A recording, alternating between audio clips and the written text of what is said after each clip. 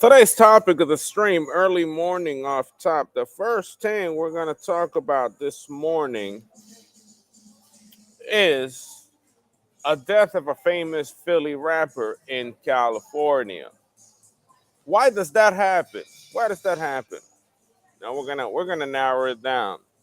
You got a random rapper, a sweet independent, someone that had a sweet PNB Rock had a small following from Philadelphia that allowed him to, grow his wealth. During a visit 5 months ago to California, he got stepped on and he ended up getting shot and killed at a chicken and waffle spot in LA. Why did he get stepped on and why did he get killed? Because, how do you call it? War, the game of chess in life, especially for gang ties, has to be played correct. You have to know where you're moving on, who you're stepping on if you have connections out here in LA. PNB might have been a blood, might have been a Crip, might have been a Dominican, might have been something. Because none of these rappers and hip hop artists escape gang relationships. You see, I got this out here. I'm sitting here politicking. None of these American, African American, and Hispanic rappers escape the hustle, the politics of the street. So this man, 5 months ago, entered the chicken spot and was quickly killed on a Tuesday midday. And what did he do? What did that person do? Well, on his Instagram, he was showing off diamond chains, bust down watches, trips. And remember, he's not a very important rapper. He's a rapper that nobody knows. He's one of those uh, triple XL freshman class rappers, which is, SoundCloud level, maybe a little bit higher, maybe one platinum album or whatever. Maybe like Little Xan or whatever, with a little bit more exposure. Let's see. He goes to the chicken spot in California, gets whacked. Why did he get whacked? Well, you gotta understand the politics of the street in California. The politicking on the street in California is real specific. It's geographic. It's by block. You cannot visit a liquor store of the opposing gang. You're gonna get checked. You cannot go to if you have gang ties, you cannot go to the barbecue joint. You will get checked. You have to know where you could go, and your neighborhood or your gang will let you know where you have where you're going to be safe. And this includes, just like BU mentioned it, Big U, the Big Crip, 60s Hoover, a 60s rolling Crip gang member that just got a RICO indictment. The guy that set up to kill Nipsey Hussle. So the way he ran his operation with the 60s. Not to mention, you're not supposed to say 60 on the street. What? Who you talking about? You're not supposed to even mention him. That's how tight they keep it.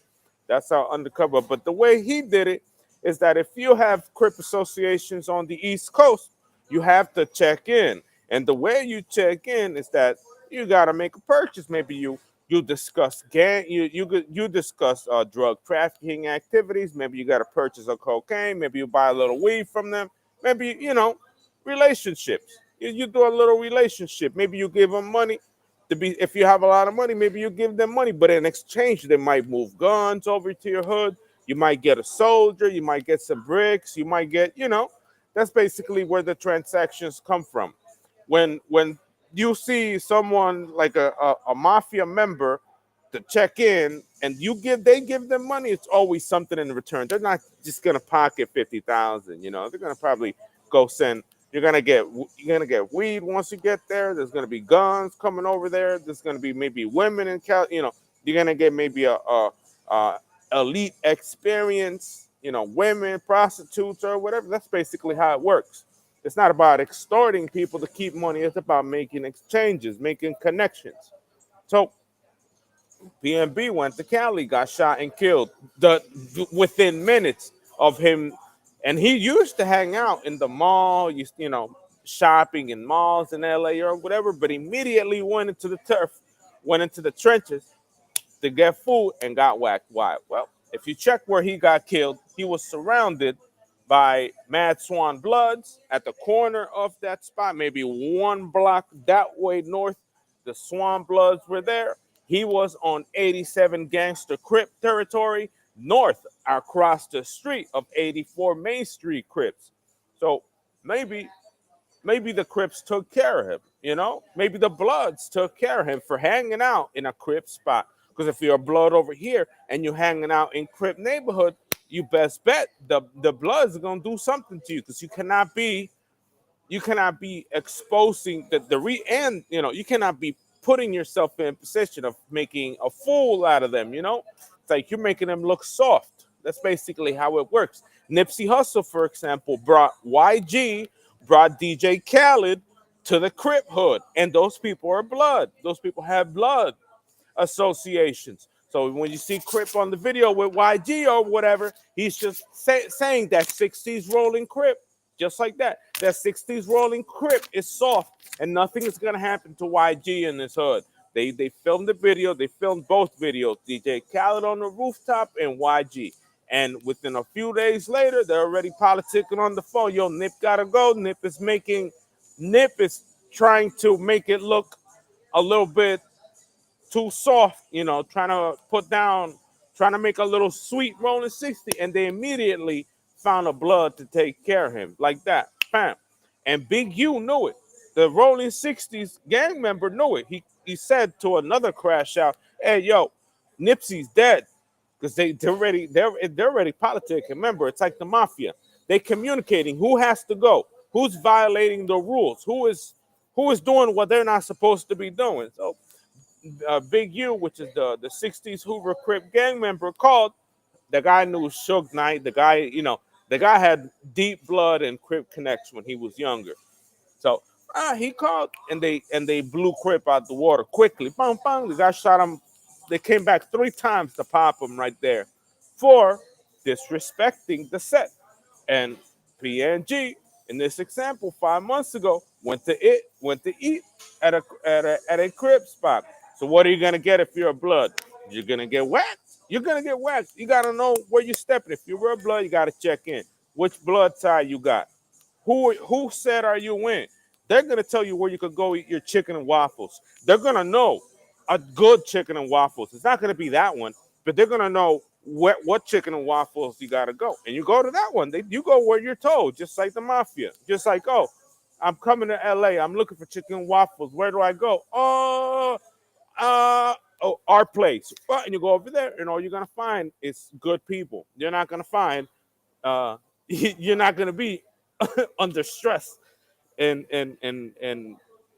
getting shot at, eating a fucking drumstick and some waffles. And he had a gun on him too, which puts more pressure to the situation. Might have, he was acting a fool thinking he was a shooter in LA surrounded by gangs. He might have been a lone wolf, someone, a Down syndrome motherfucker about to get popped for hanging out with the steel. Those people don't play out there. It's not like here. Out here, you can have a steal in the subway train and nothing happen to you. Over there, you cross the street and go get that motherfucking blunt wrap, and you'll be left on the pavement. You'll be left, and they'll draw graffiti on the wall right next. Yeah, they clip them out there quick, man. So that's basically how it works. That's the reason why PNG got dropped. He didn't check in with a set. It's probably this color, or at worst circumstances, they got him on paper snitching. They got him on this and that, right? They got him on snitching. They got him on chomo shit, right? That'd be the least of the issues. He was flaunting too much wealth and asked for it regardless. He was with the ice out with $1 million in chains on him, with a bust down. Maybe he was flaunting too much wealth at the same time of all of this, and you get checked, and you die for it. Why? Because if he would have had real connections in California, he would have been Hey, yo, my G, what's up? Yeah, yeah, I'm going over there tomorrow. Yeah, I'm landing in LA about 9 o'clock. Yo, you got chicken and waffles? Where's the spot? Chicken and waffles. Yeah, yeah, our spot is on 113 and then so and so Avenue. You're gonna see it. The name is Bob's. Yeah, Bob's. Bob's is a good chicken and waffles, man. All right, boop, boop, and you're not. That's it. That's all you had. That's all PND had to do. Simple. You get there, you go straight there. If you have no gang affiliations, you'll be straight. And you best not, if you do have gang affiliations, but you're poor as fuck, you're probably cool. You're probably okay. But if you're serious, you're a serious one, you best be checking where you stepping because you're gonna get it at the subway. You're gonna get it on North Hollywood. You're gonna get it on South Hollywood. You're gonna get it north of Watts. You're gonna get it south of Watts. You're gonna get it in one of them alleys. You're gonna get a Sureño involved. You're gonna get MS-18 involved. 18. You're gonna get involved with everyone out there if you're not doing the right thing. You're supposed to do a beeline to your liquor store and a beeline right back to your block. There's no other way. And it's your liquor store too. It's the liquor store that frequents this so that this don't happen, so that the shootings don't happen. That's why they know where to go. They know where to go so that they don't get, caught up in some bullshit. If you're involved in a gang, you best know where you stepping. You gotta pull out the map, maybe check in, call, check, and nothing will happen. You could probably have a million in chains on your neck, but nothing is going to happen to you if you are where you're supposed to be. That's it. It's like the mafia, but lots of little mafias, and these mafias run deep. Those mafias are in there since 1930s. So these gangs are not like over here that these gangs are maybe like 60 deep, 80 deep. Nah, there's generations of them out there. California, generations of that. Generations. People doing life for the same gang forever. So if you do something over there compared to here, over here, you're gonna get nothing's gonna happen to you. But if you do something stupid over there, they're gonna get you in or out, in the street or out of the street. That's it. That's all I wanted to say in case of PNG. Let's get back to work. Let's get back to work. I had to say that. I had to make the point clear. 5 months ago, this boy got popped in from Philadelphia because he was at a crib chicken spot. That's it. That's it. You got a crib chicken spot. You gotta be careful when you step in. The guy probably was a blood, maybe Hispanic, right? Let me check. Let me check the wiki. PNG wiki or PMB wiki. PMB rock. Where's he from? Where was he born? He was in Philadelphia.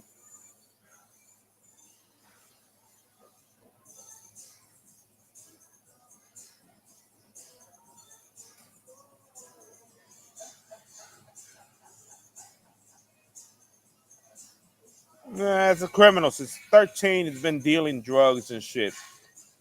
33 months in prison for drug possession and other crimes at 19 years old.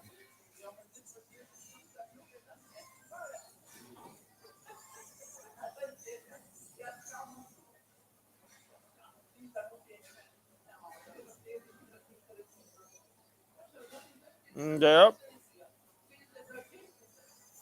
they did him. They did him dirty. They did him dirty. They'll come in your house and kill you too. Murder for hire. They don't give a fuck. They'll find you with that cell phone and done. Don't be hanging out with gangs, boys. Don't be hanging out with gangs. If you're involved in shit, don't be doing it. If you're just in a gang but you're not involved in shit, you're fine.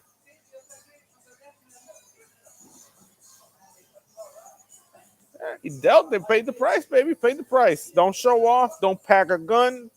They knew he had a gun, guaranteed. They got it. The connections are that that shit rolled deep. They knew he had the gun. They knew he had the chains, and he was in the wrong place at the wrong time. That was communicated. That was yo, what? What's up? Yo, this man from the East Coast is up in the west. It's up in our zone right now. It's up out here with a gun and them chains, man. Ooh, ooh. I see what I could do. That quick, quick politicking happened in the parking lot. Before they did what they were gonna do, they just basically stood there in the parking lot talking about it. So yeah, this man is in violation of all these of all this shit. It's a heavy violation. Big violation. You're not from here, you got a pistol, you got diamond chains, and you're not in the right spot. You're definitely not in the right spot. Like that. Lights out. Quickly. They don't play around over there.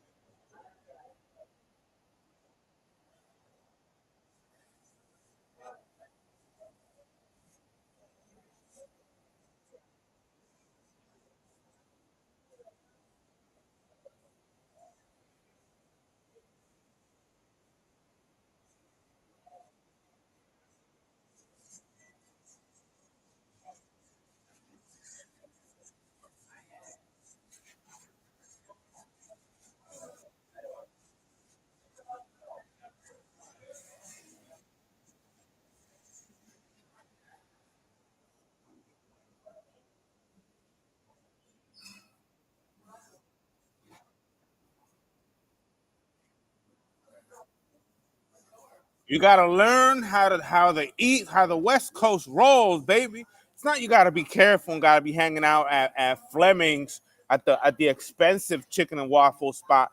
If you belong to something on the East Coast, you best know how to do it on the West Coast. That's it.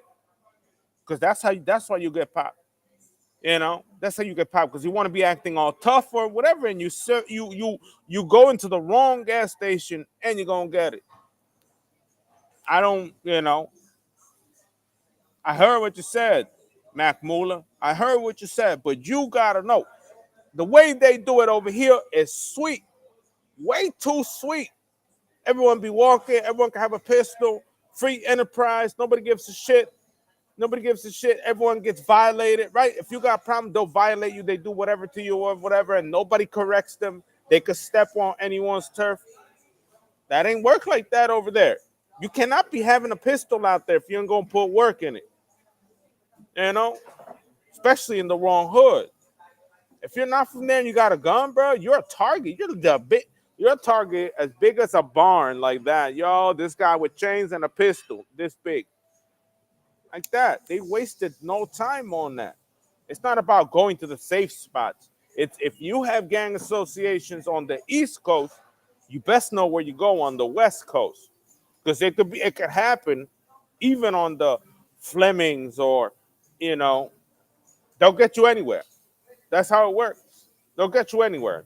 And worse if you're on social media bragging about bust downs. Oh my diamond watch. You know you gang associated. Of course. All of hip hop is cartel. Mexican cartel. The majority of all hip hop, the majority of the music industry has a drug twist. And drugs are ran not by the cartel, but by the middlemen, which are the drugs. You are involved in something. That's it. It's politics. You got it's not that you got to go to the nice spots.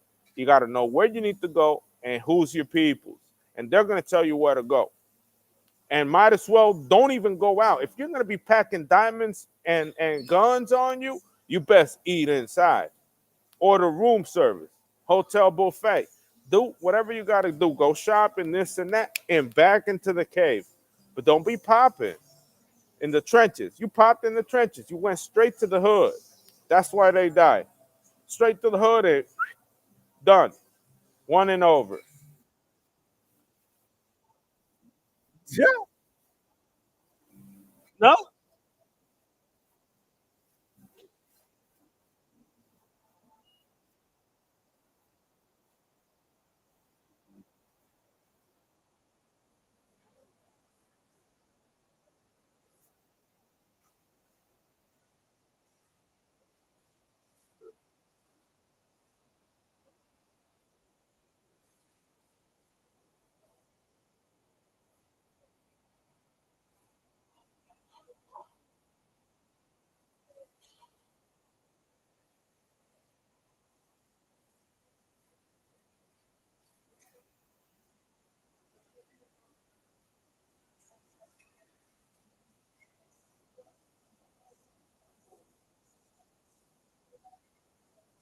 You think diamond chains and bust downs and all that it comes from trees? You think that money that they buy that all that wealth comes from trees? It's all drug distribution, baby. You got to know who you're stepping on. Choo! Quick, took one trip, and instead of going left, went straight to Watts, South Central. Done. One and over.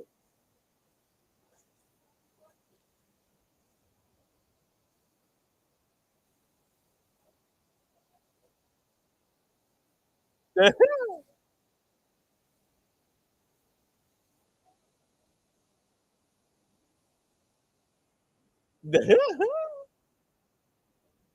out to the NYLAPD.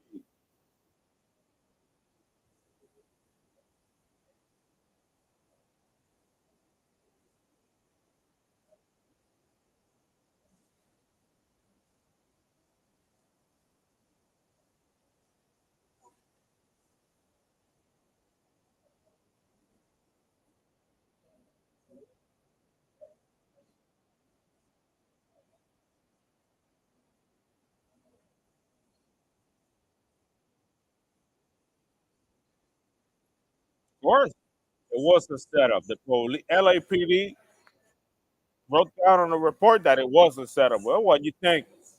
You think gonna happen if you're a South Central? You gotta know somebody. Somebody know you there. Somebody know you there. You should have checked on that person. I know you there, telling you where do I go to be safe. What chicken spot do you want me to go to, sir?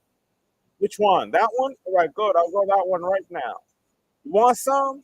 I'll get you some. Let's go over there and get some 40s to do something. Want something? Let's go get some food. Let's go. I'll eat at the trenches. Let's go to the hood and eat at the hood. Don't be walking on people's turf like that, expecting nothing's gonna happen. It happened like that. It took less than the time that he got there. By the time he made it to Los Angeles, with whatever ties he had involved on the East Coast here in Philadelphia, it took the car drive into South Central. Because they could have got him in the hotel now, but they waited for him to be at the wrong place. You know, easy to get done. So that's it. Don't do it. Don't be stupid. Either don't be in the no gangs, don't be involved in no drugs, don't go to South Central or check in. You are gonna, if you're all the above, you gotta know who's your people. Your people's is key. You can't be going over there. You know, you can't be go to that McDonald's. Nah, you gotta go to your McDonald's. The McDonald's that nothing's gonna happen. Oh, that McDonald's, that chicken, Popeye's chicken. Nah,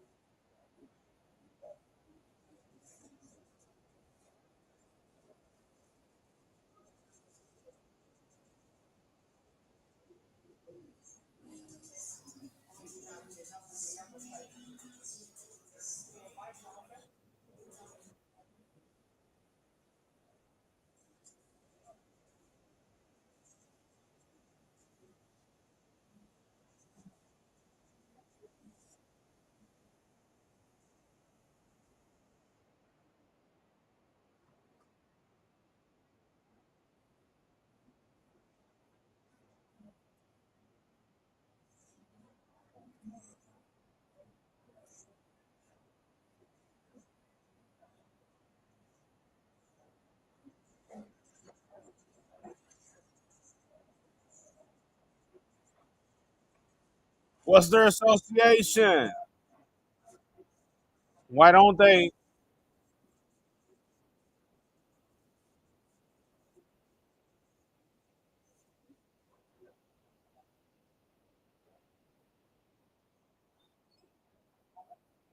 But what's their association?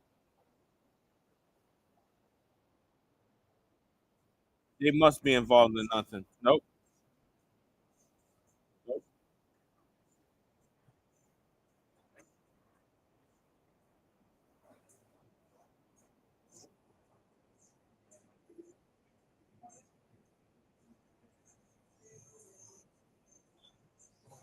Uh,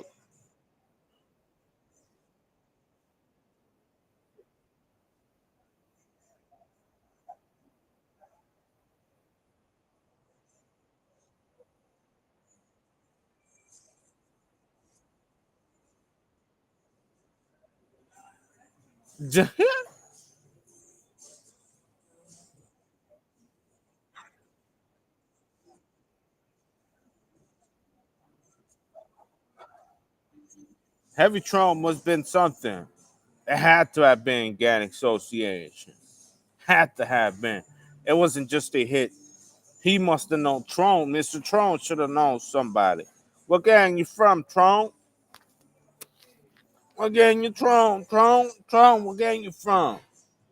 Uh, uh, you gonna say Crip. That's it. That's all you need to hear. Nothing else. And he killed him in Crip territory. I'm almost 100% certain that man was Crip. Now, the big question is nice. Oh, it smells so good. Now, the biggest question is, what is Mr. Tron? Crit or blood?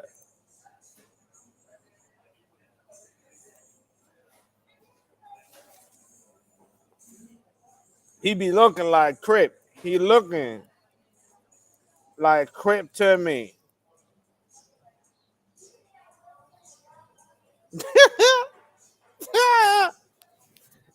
And if he Crip, hold on. And if he Crip, he's like, 80 Cent Crip took that boy life.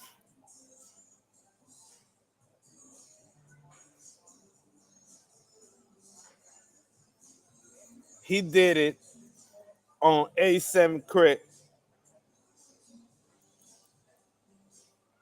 Let's pull up the map again. Let's pull up the map again. Boom, boom. Original content. Hold on.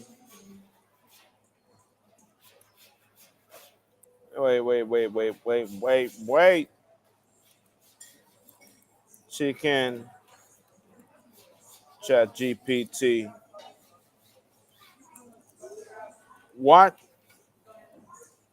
Roscoe's right here? This one. 906 Manchester. 106 Manchester. We put it right here. Right here. Right there. 87 Gangster Crips. Hold on. See? He did on 87 Gangster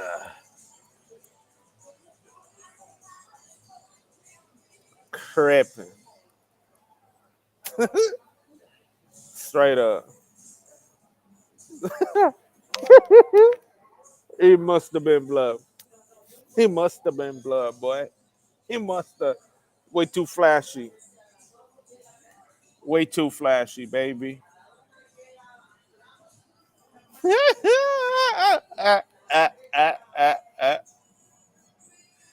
It's a lesson, baby. It's a lesson. Fuck around and find out. The more you fuck around, the more you find out. Put this in. The more you fuck around, the more you're gonna find out. That's how it is. It's like a scale. Like, the more you fuck around, vertical, up higher, find out. Hey, wait, fuck around, find out, scale up. That's what you get. That's what you get. You gotta know what you're doing. See, you gotta know what you're doing. It's not easy out there, and it's gotten soft. It's gotten a little soft out there since, but before, forget about it.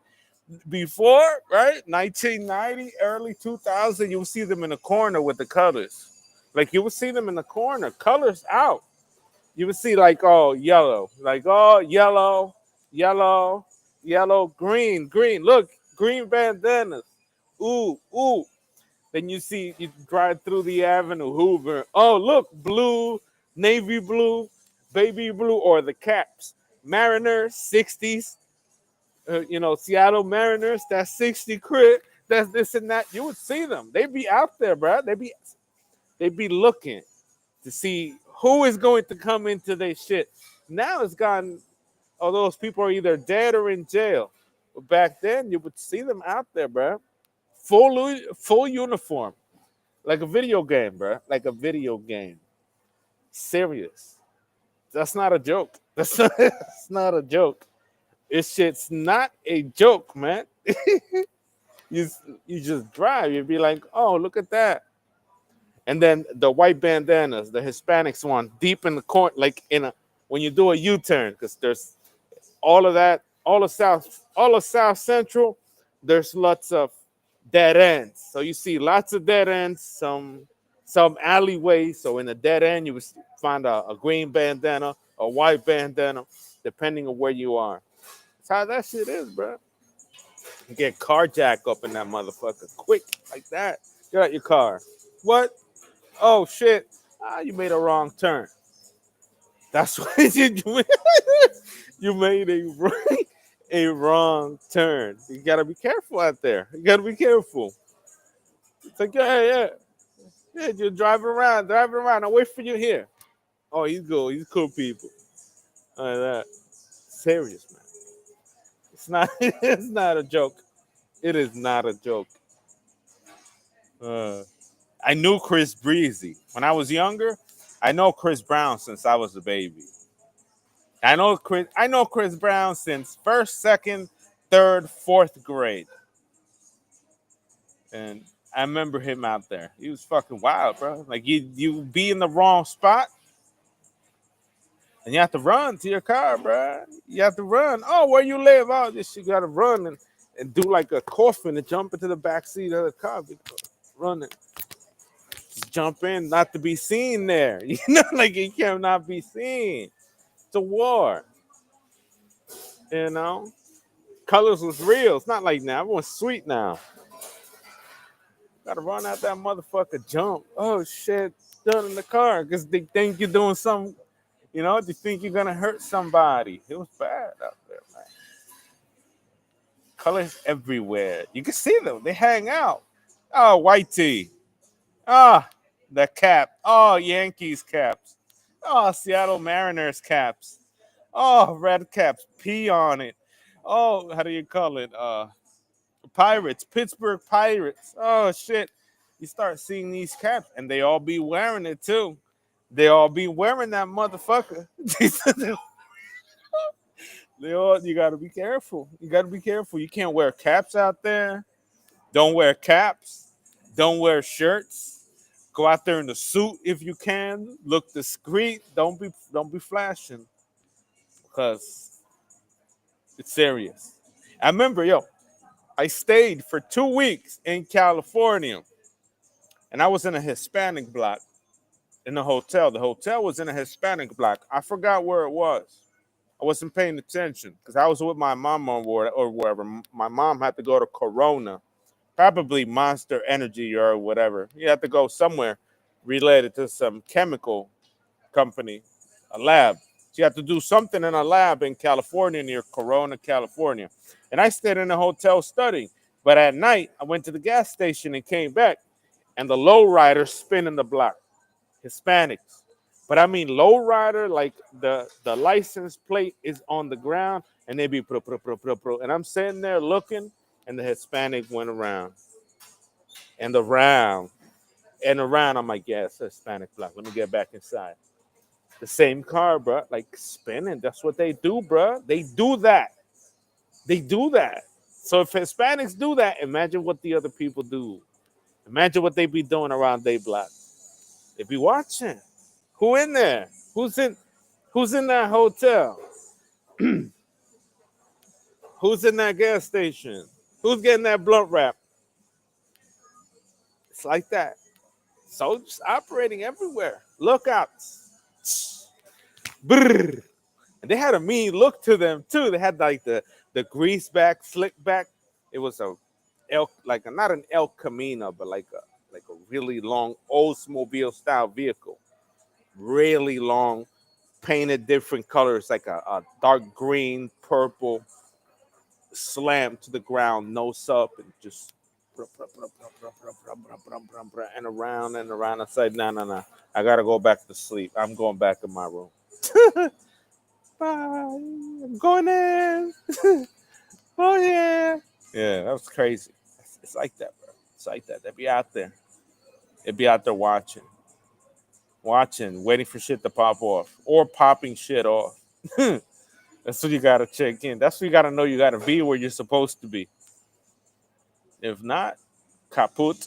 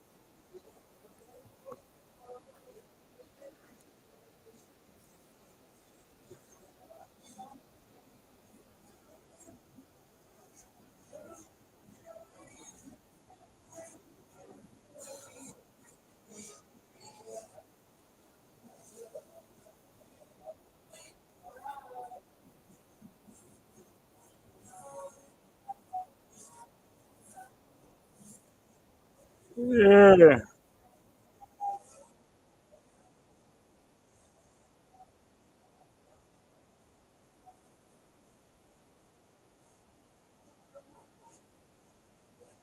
Right? I don't know, but he's a crash out though.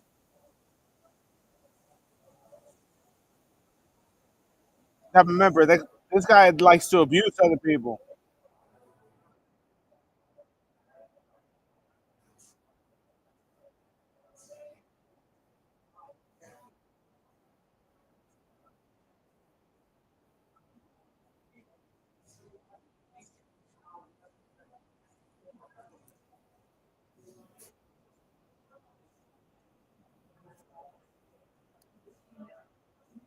Yeah,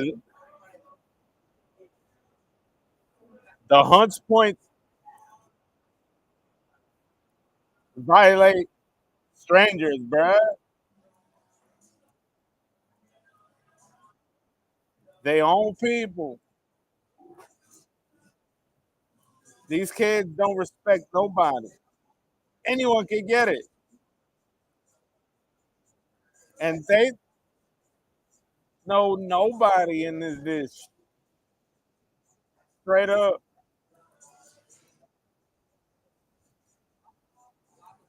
Hunts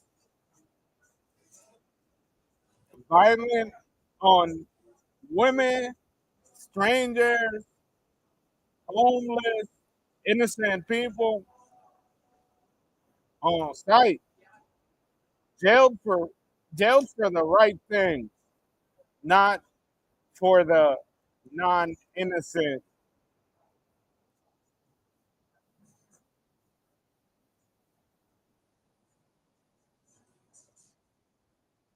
These young and dangerous, bruh. Dangerous as fuck if they from Hunts Point. Either green bandana or red one. Or project in the Bronx. But Bronx way quieter. They fight anyone, man. They fight anyone for no reason whatsoever. You could be sleeping, okay?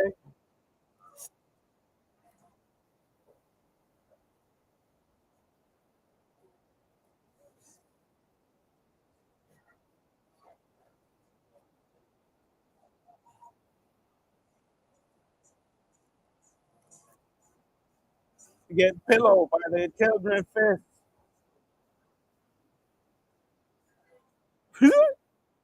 Straight up, bro. It's not good out there. I mean, it's kids, but they still man violent. Way too violent. They're not normal kids. Oh shit.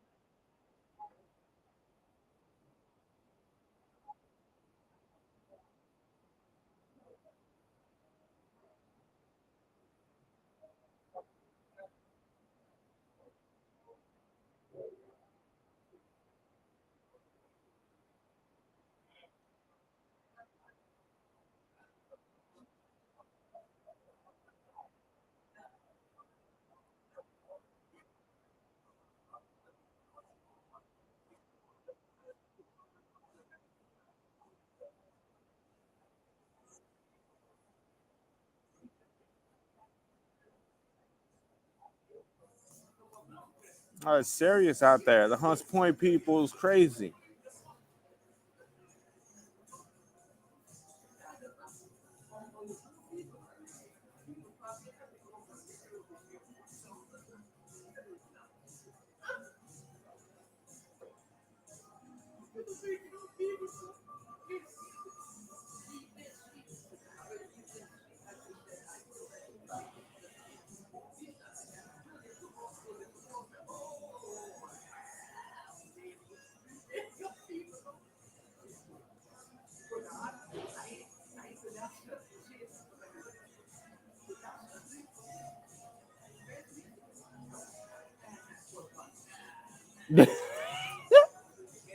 The children fit.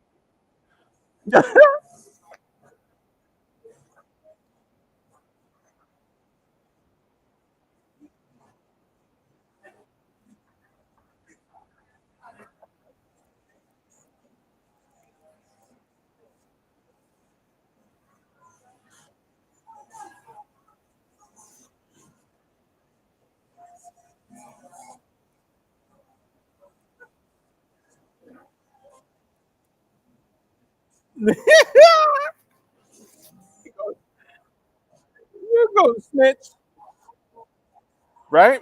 Not call the police to say their name. Oh, I been shot. Who was it? It was that rapping motherfucker from Hunts Point. Which one? He had the red bandana on.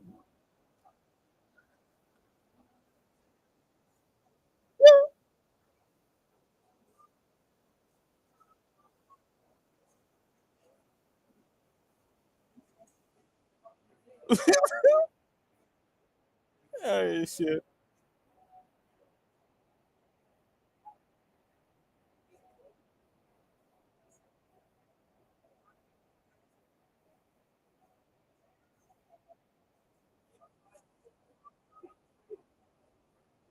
14th birthday. These grown ass men.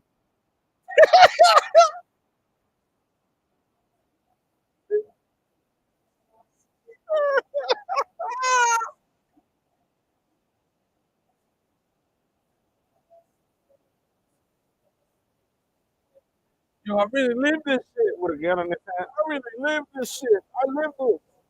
Gang, gang. I live this. Age 14.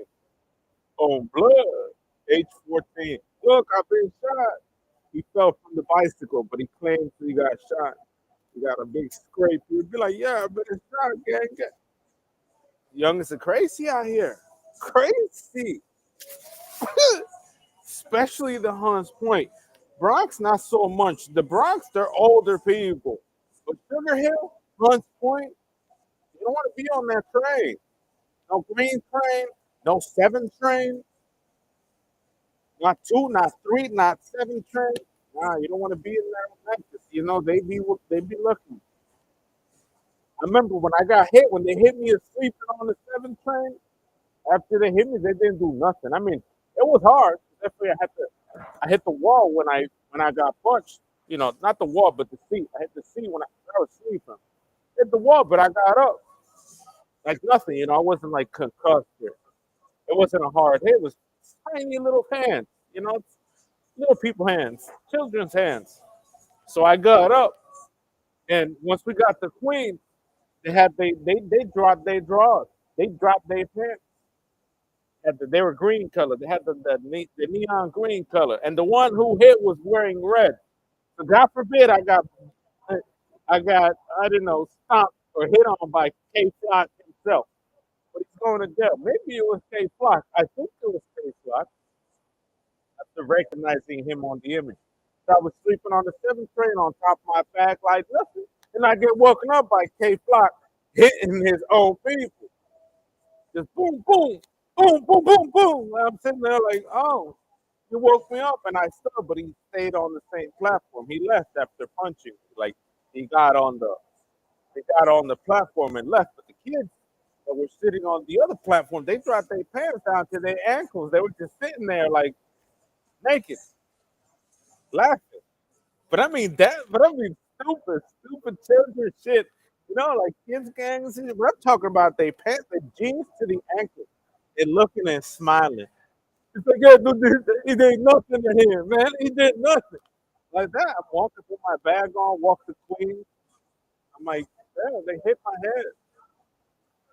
It wasn't nothing serious. It was a child. A child punched me, but he got the man. He got his aggression in check. But it's funny, it's kids. So when you're dealing with that, the majority of the people that be packing heat, that be involved in the green train, either the 5 or the 4, not the 6, the 5 or the 4, the 3 from New Hope is nasty. Don't be at the 3 train is off-bound. That's crazy people. Hispanics on that one, everyone's a lunatic in New Hope. But the 7, the 4, the 5, the 2, not the 1 too much. The 2, that's their territory. You don't want to be next to these kids. You don't, especially not sleeping.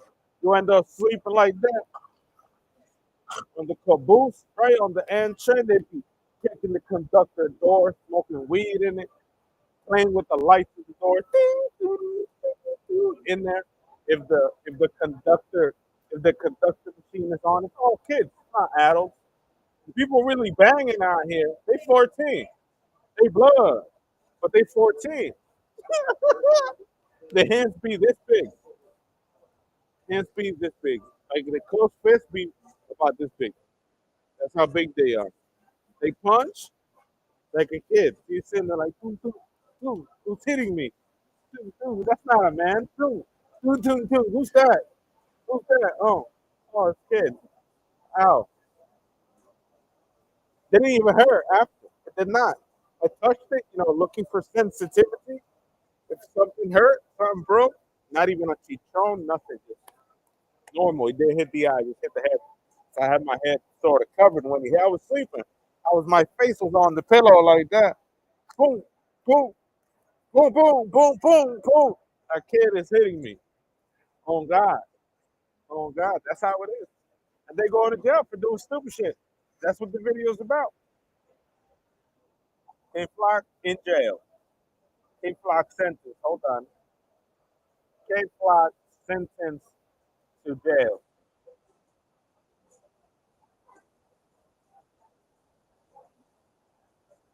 Let me see. Let me see. Let me see. How much time did they give him? That was last month. I mean, March. Let me check online. Oh boy. Hey, what's up? What are you doing? What are you doing? Come here. One of those boys that you can run down, right? If you're real aggressive with them, they're not gonna stand up to you. Little, they're not gonna stand up to you. Well, what are you doing? Come on, let's duke it out now. No, so mama, let's get me now. Come fight me now, B. For real, man. Skinny, all of them. Sugar Hill, and they be trapping too. They got songs, and they be 12 and 14. That's basically the. And they some of them be I style too. They be really young age, and they're already involved in with the slicing, of drug trafficking, drug distribution. Oh, it's so funny. So, okay, how many years did K Flock get? Hold on, let's see if ChatGPT finds it.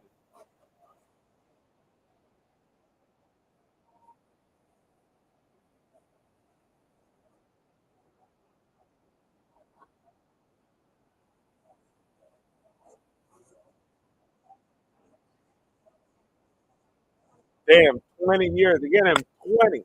Is he gonna stitch though? Is he gonna pull Takashi out of murder and racketeering, mandatory life, possession of a firearm and a crime? They caught him with a pipe. Stupid, stupid. And he had pillow hands. Stupid, stupid. Let me check. Look at that. You got Rico, racketeering. What's the racket? What bodega are they getting money from? Stupid shit. Assault with a deadly weapon in aid of racketeering, so they probably robbed or assaulted a Ak. They might be maybe got to the Aki, right? Assaulted the Aki for money. That's stemming from that. But racketeering has to involve the business, so it may be pressured the Aki to give him money or food. And possession of a firearm in relation to crime. If they got him on how do you call it? If they got casings, he's toasted. He was acquitted of the most serious charge, murder in aid of racketeering, in which he would have gotten life. Is he gonna snitch? Let's see if it's an open case or an end case. But they did the same thing to Takashi, and I was with Takashi. I already said it multiple times. Takashi was set up with Puerto Rican. Puerto Rican saw me with 6ix9ine before he was famous when he was a SoundCloud rapper, and they wanted his shit. They wanted to be in the business, and he wasn't in no business because I was with him every day. He didn't make no exchange of drugs. He didn't sold any heroin. He didn't do anything. But the Puerto Ricans, when they see you in a particular status level, they want to try to get you to take the dope. I was in Union Square Park with 6ix9ine and Natasha Zagarcia, voleibolero profesional de Venezuela living in Puerto Rico, Manny Santiago, professional skateboarder and social media figure from Puerto Rico, Juan Victor Concepcion Cardona, which is a 40 feet, a person that lives 40 feet from my house involved in fucking drug trafficking and rape and all this nasty sexual assault shit, they all tried to make 6ix9ine buy the dope or get the dope in his possession. They tried. They had it in the bag. We were standing there. They acted as stupid as what's his name? The blind kid. I forgot the blind. Okay, rapper blind for one eye. Rapper blind in one eye. Fetty Wap.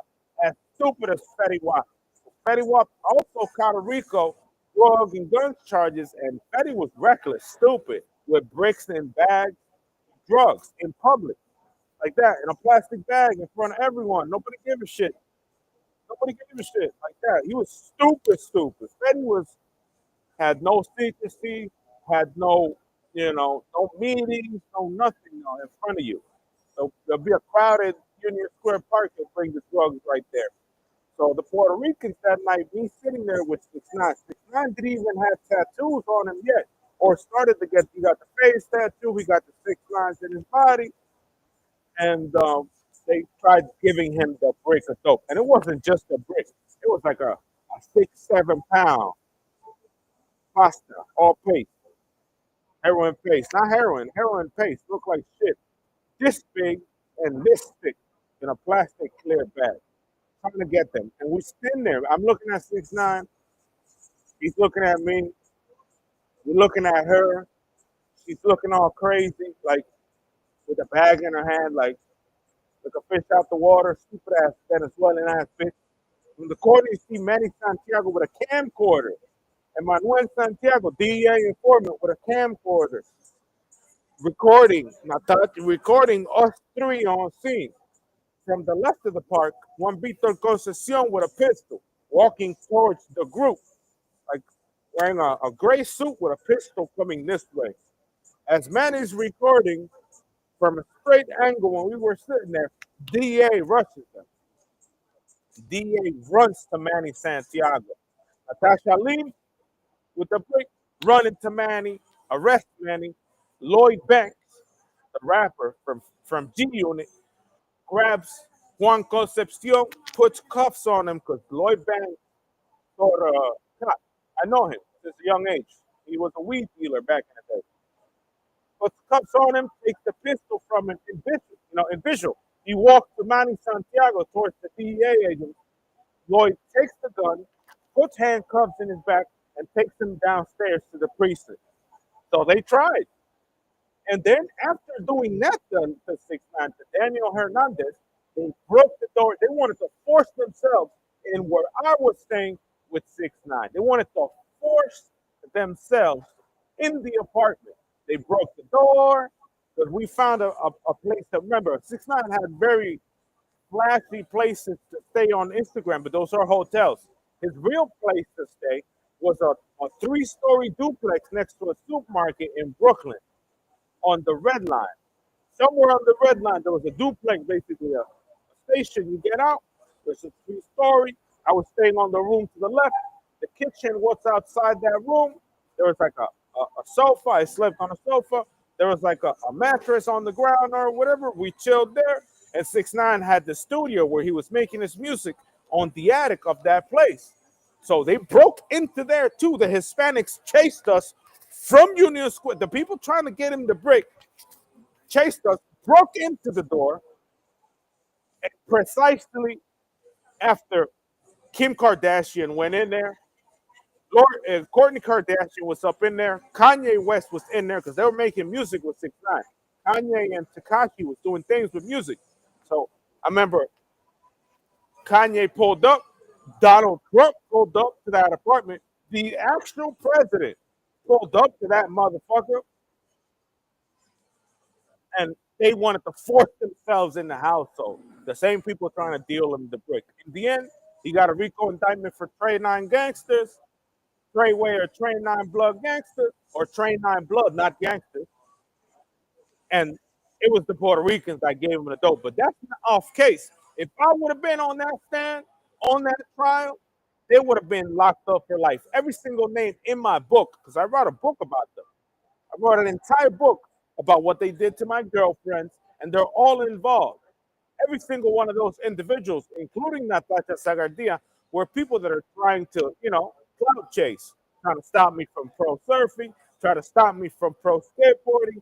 The only thing they could have stopped me from was becoming a doctor, and I finished that recently.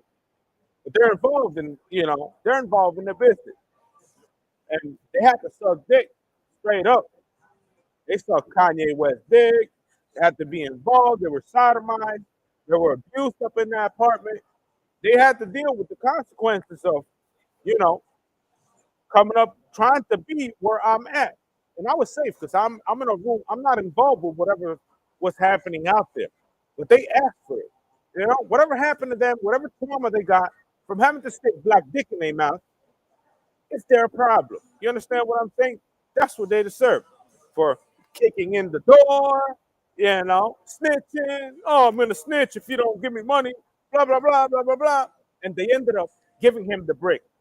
So, in my opinion, if I would not gone to the army, and I would have been roped up with the Train 9 gangsters by association, by just being with 6ix9ine every day, all of these people would have gone to jail, and they probably would have walked because they're all DEA informants.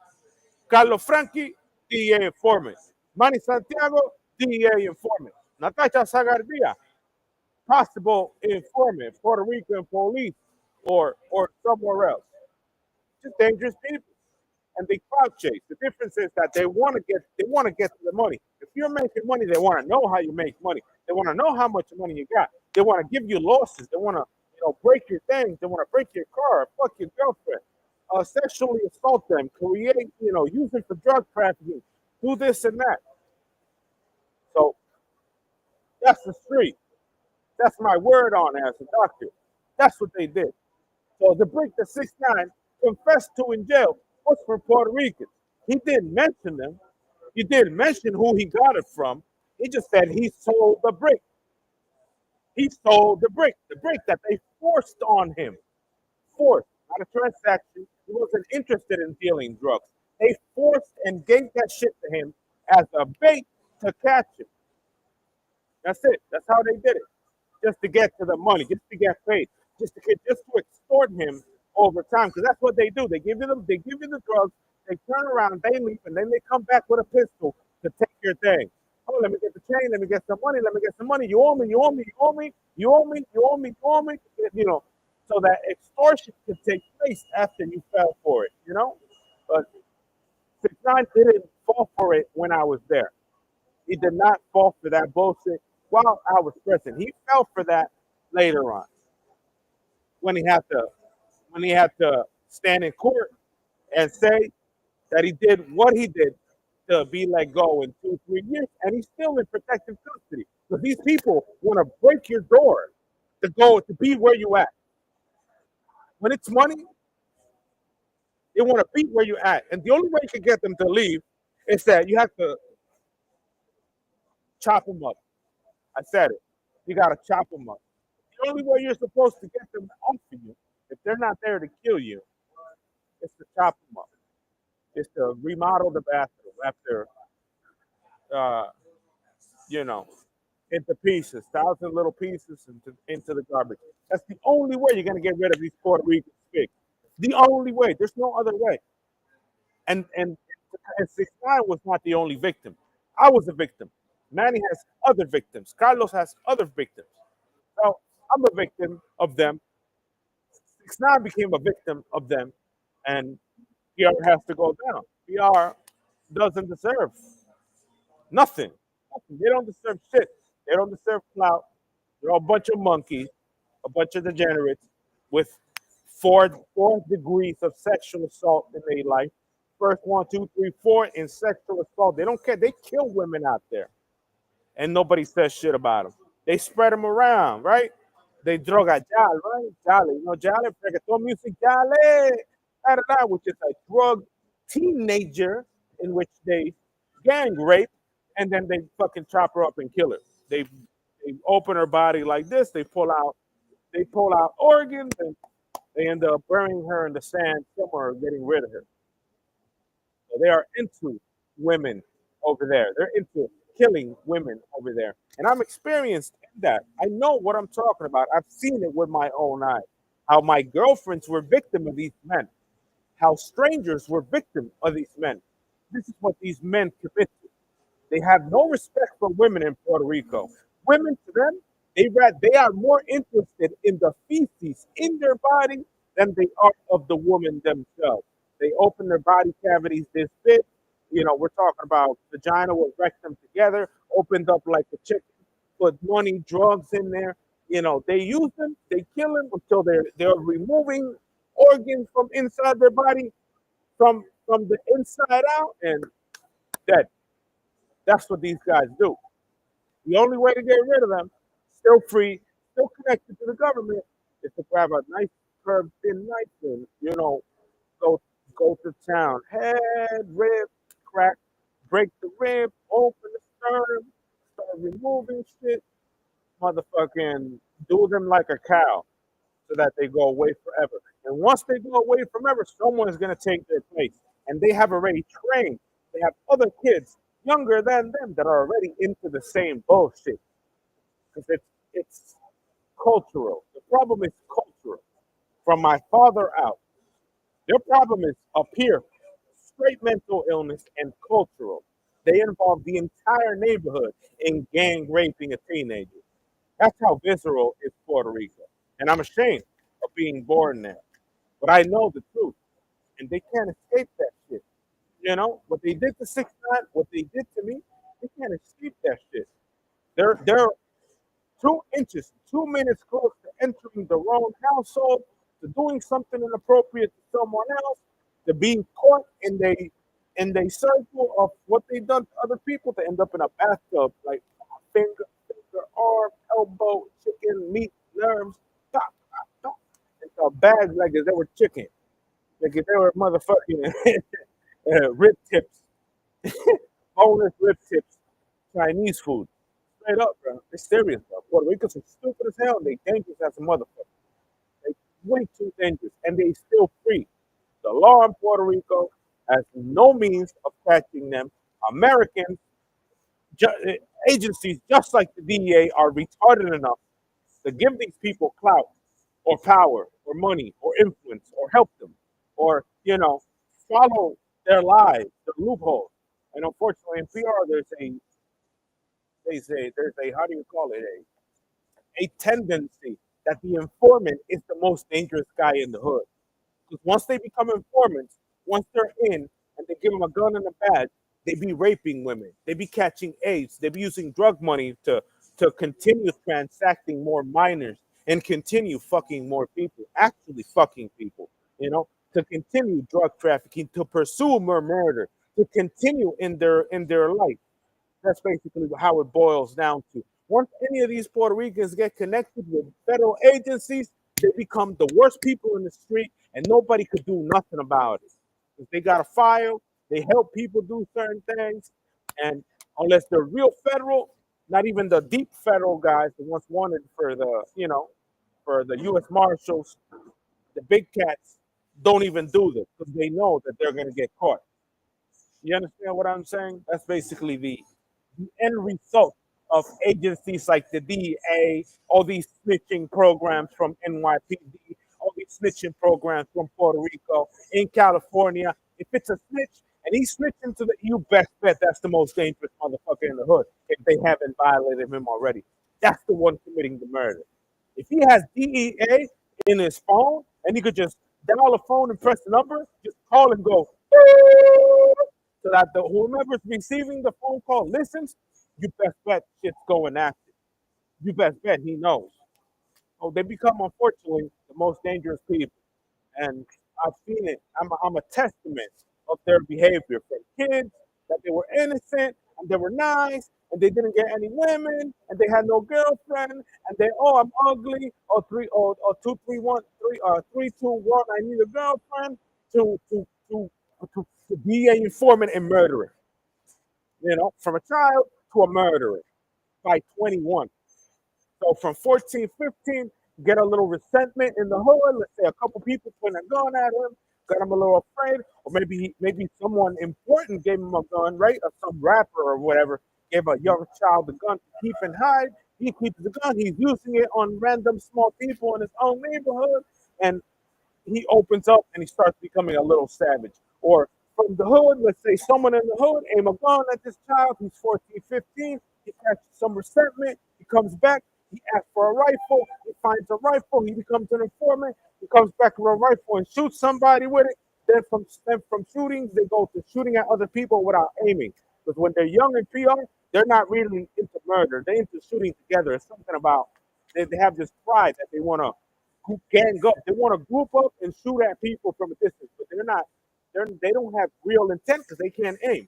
Those firearms are not. They don't have enough resources, of enough bullets and enough.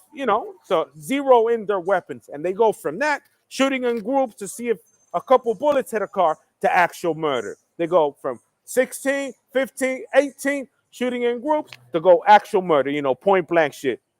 And then after point blank, it's over. They're seasoned criminals, drugs trafficking, so on and so forth. And you know who they got on the line? The DEA. Oh, yeah, got problems with so and so. So and so is going to buy a brick. He wants half an ounce. He wants this and that.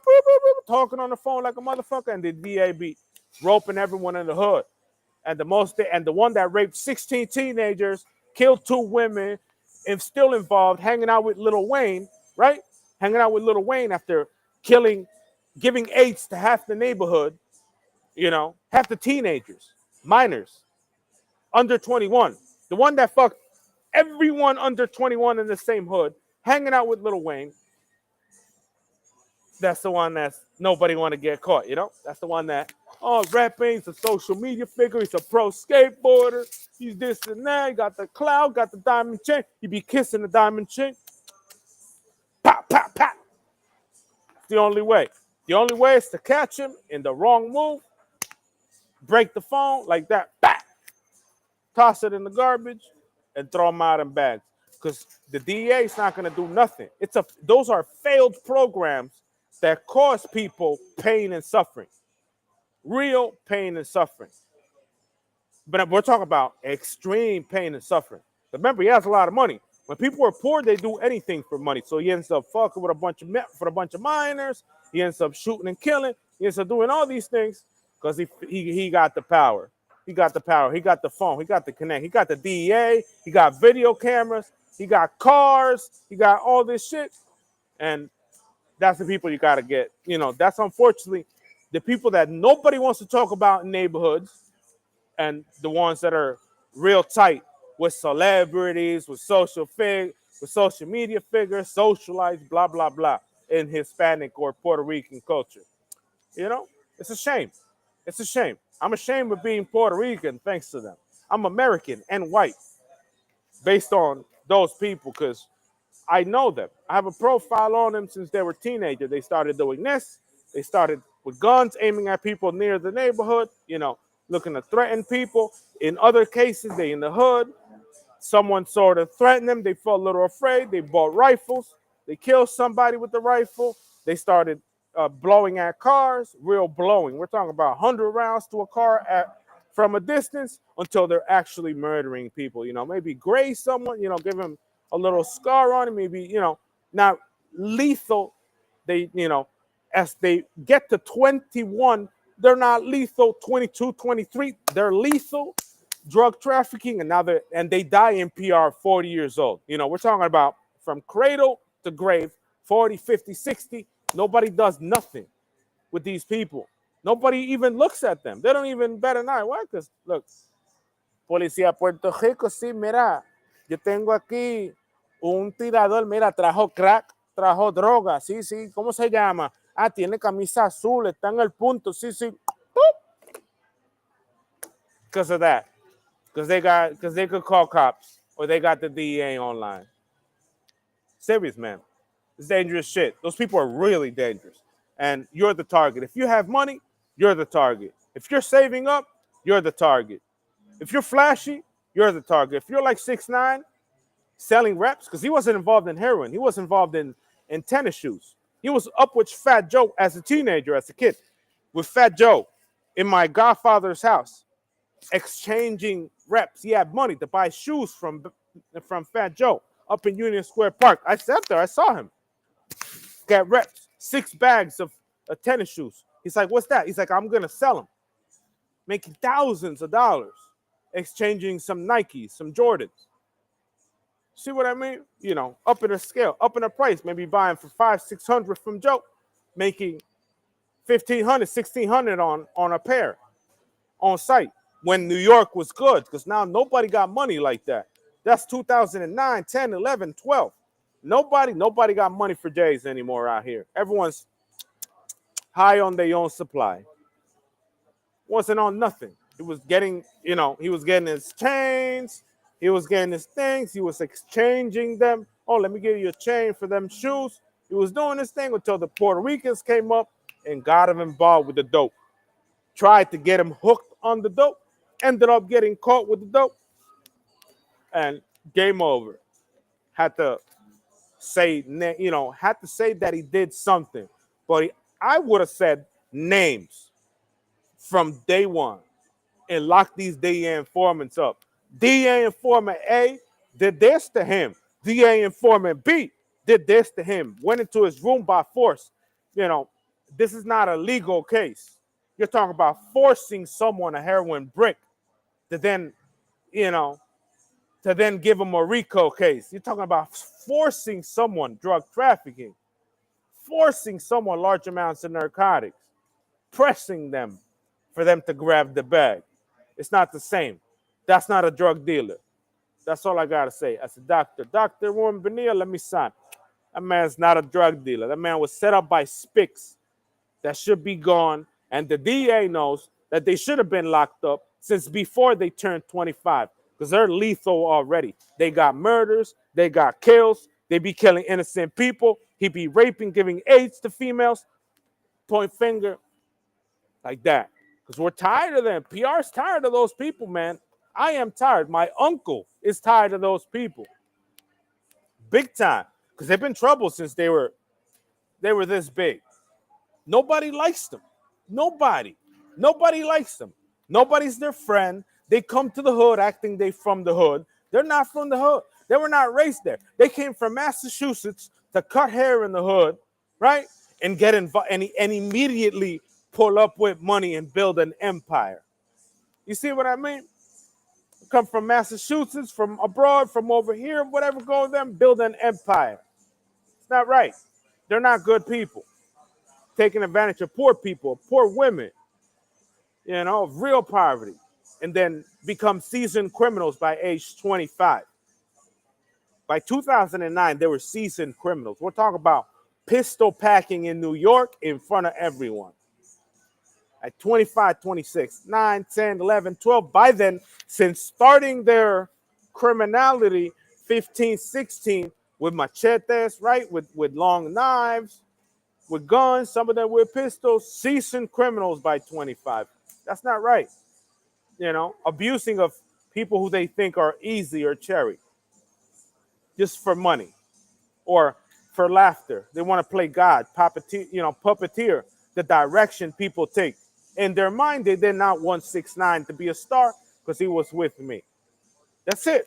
That was running in their mind. It wasn't about, dealing drugs. It was about stopping 6ix9ine from becoming famous. That was their only intent. Get him roped up so that he couldn't be flashy because not him. Why? Why not him? Because he isn't a homosexual. 1. 2, because he isn't involved in drug trafficking. 3, because he isn't involved in a cartel. 4, because he isn't with the real business. He isn't aligned with the business profile, the business acumen. And this applies to all of the music industry.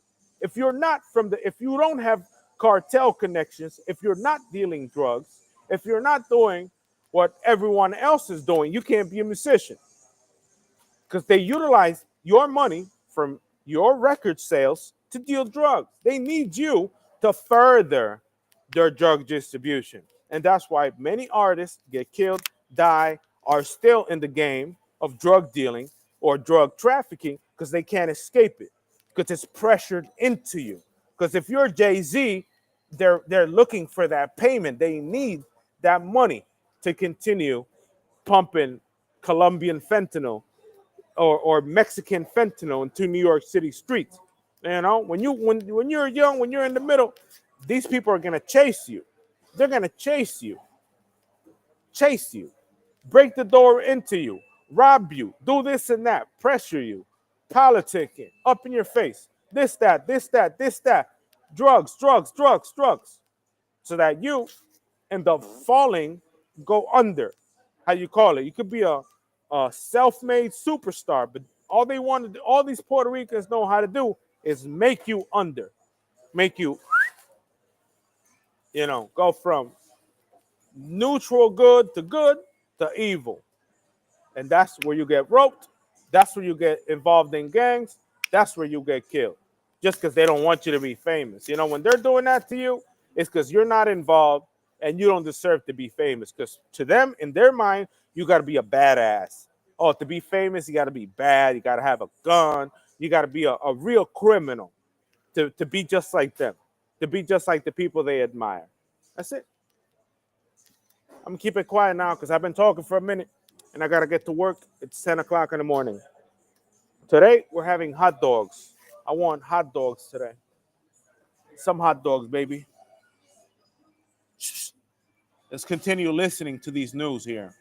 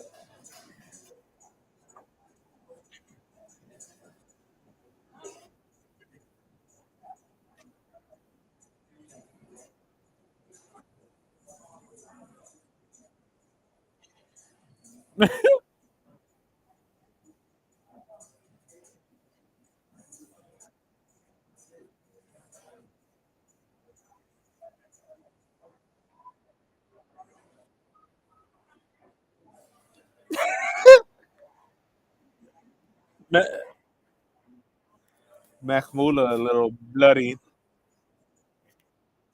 Oh, Mahmula. Mahmula, stop it. You're scaring the Mula.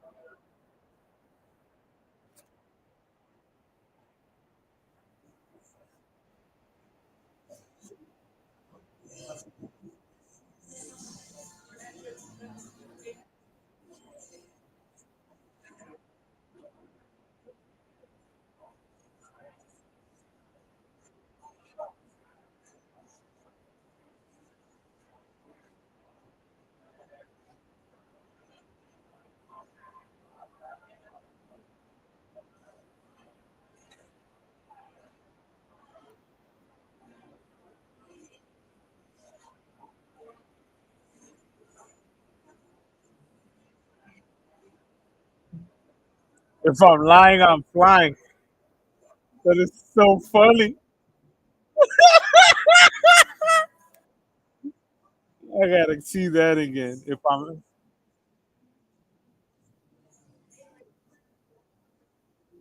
14 blackouts, the same pipe.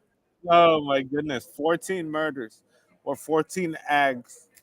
14 ag assaults with the same one. And he still haven't thrown it out or burned it or hammered it in. Gotta hammer it. If you have a gun, it's been used in some, don't keep it. Hammer it. Undo it. Take the barrel, break it, buy a new one. At best. If you're trying, if you're trying, if you're a seasoned veteran, this is military stuff for you guys on stream. This man on this Draco, I think it is, a shortened AK Russian 47, or the Americanized version of an AK 47, got caught 14 times using the same firearm.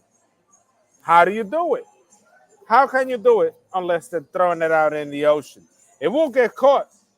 It's going to get caught. You best bet they're going to find it. I don't know.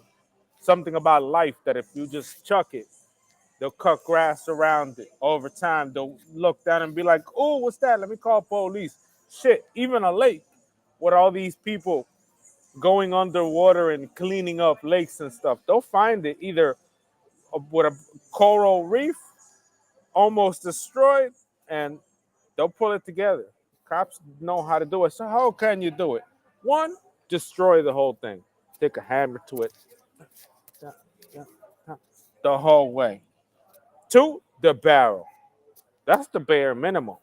The bare minimum. If the barrel is threaded and you can't afford, you don't have Amazon or a P.O. box or a gun shop to change the barrel, take a screwdriver. Don't say this. Take a screwdriver and make a groove on that threaded barrel. And make multiple grooves every time. This is every time. You got to take the barrel, put the gun like that, either through the back or to the front, whichever way you got it. Take a hammer to the barrel itself, the threaded barrel with a flathead screwdriver, and go ping, ping, ping, ping, ping, ping, ping, and make a groove on the barrel. You know, break it, make a etch a line, and make it a deep too. Make a deep one, you know, a big deep scratch on there. You use it again, make a second groove until it's all fucked up. You know, if you're gonna be like that, it should have been 14 times from that pistol that you just, you know, that you should have let go of the firearm, or you should have destroyed the barrel of that firearm. That's how it's done. That's the basic. That's the basic minimum. Your clothes burning. Balenciaga choose to the fire, to the garbage. But unfortunately, if you're gonna do this in suburban areas, there will be lots of cameras. All the cases Mac Muller is looking at have cameras everywhere. They caught the guy shooting. They caught the guy shooting from afar. He bodied them. He made fun of them because they were shooting half a block away or a full block away. They got him in the same car leaving. They got him going into the house and parking the car. They got him on other images with the same clothes on. They got him moving the car. They burned the car. They basically, they were on television. That's basically what he's saying. Well, they committed these crimes, or at least the last ones that got them caught, they were on camera the entire time, on every step of the way. The shooting, the drive back, the drive home, the burning the car, everything was on camera. Why? Because there's cameras everywhere. So that's another consideration. Don't do that. If you're going to really commit to that shit, why? The ops, don't do it. Don't be slow. Don't be stupid like that. But if you're not slow, you're a little hot, make that groove on that barrel or buy a new one. At best, a groove on it should be okay. Should throw shit off. Remember, bullets come out, they rotate, so you'll be scratching the casing that you might leave behind. You might, unless you're federal. And if you're federal, the cops are going to know. Because you're going to put 3 in them, and they're going to walk away. And you're going to be up close, too. A federal one is going to be like 1, boom, boom, real close. 1, 2, 3, and walk away. And he's going to be real precise with it, too. 3. So if they see 3 on it, it's be like the cops, I'll be a detective, NYPD. How many rounds? 2. How many rounds they put in them? 3 holes. 3 holes. No casings. We got a little soldier out here. We got a little soldier getting active in here. No casings, no brass anywhere. Are you sure you found no brass? No brass, just 3. Okay, that's a little soldier. Let's look for a soldier out here. Serious. Cops know. They're a little special with it. It's part of the job. It's part of their. It's part of how they do it. If it's three, you know who it was. It was someone that knew what he was doing. That was government trained.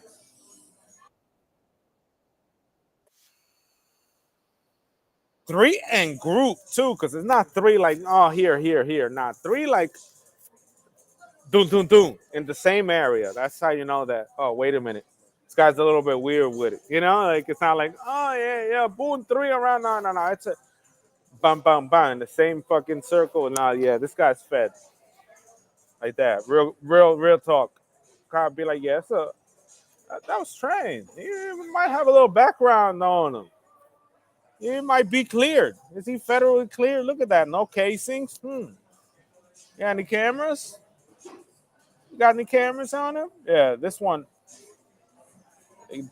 the one he's talking about, camera every step of the way, from the action, from the attempted ag assault down to their home and burning the car. They caught everything.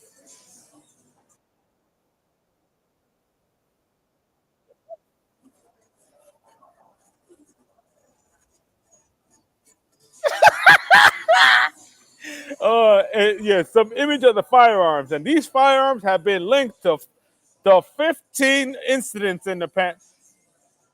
Bro, you have a really hot gun. That's a hot potato. That's a hot one. A really hot one. You catch life. They'll put NPR. If they catch you with a firearm like this, they'll throw every case on your shoulders. Every single one.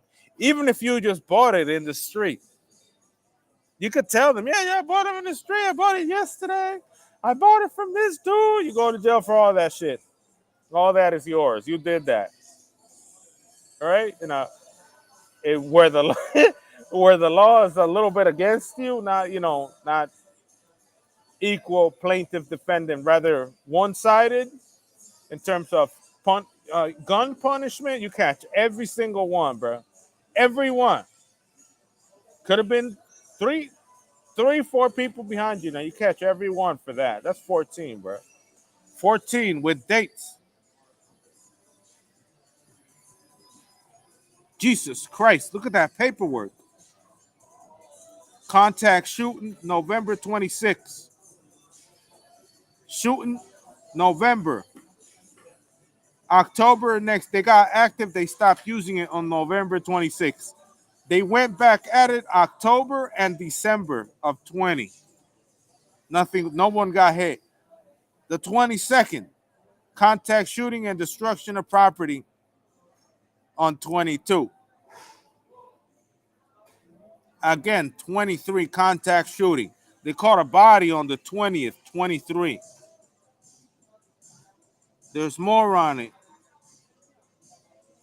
They're leaving casings out there, bro. You can't do that. You can't do that. And even through the brass, they're gonna identify. Because remember, the brass, the impact show when it flattens, it shows the threads.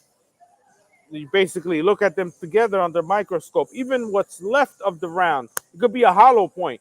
When it squishes, when it hits impact and it flattens up of whatever it hit, you'll see the marking. So they could compare 2, 3, whatever they got, they're gonna find it. They're gonna find it. And once they do, you're down. You're done for everything.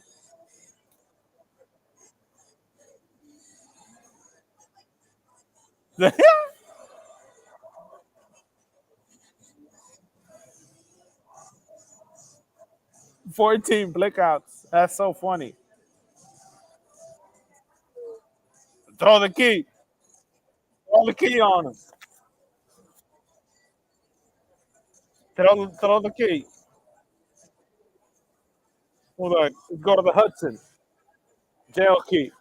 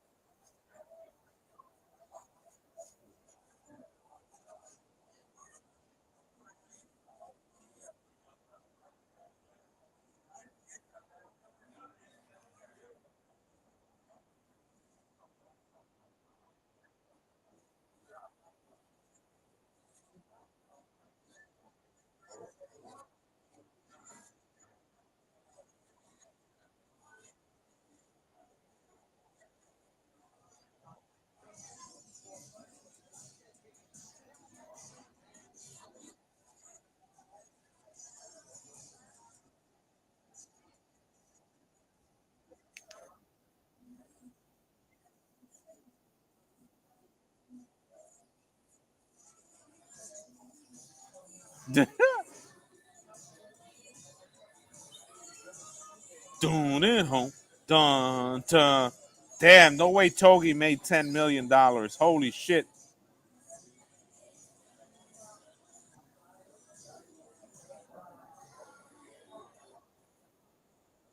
Togi, 10 million.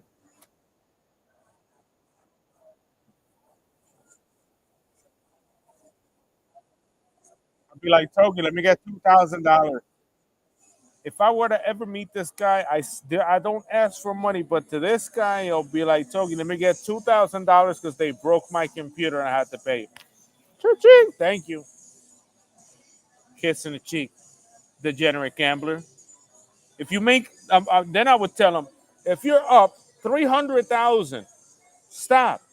Don't do it all night, and then go back the next day.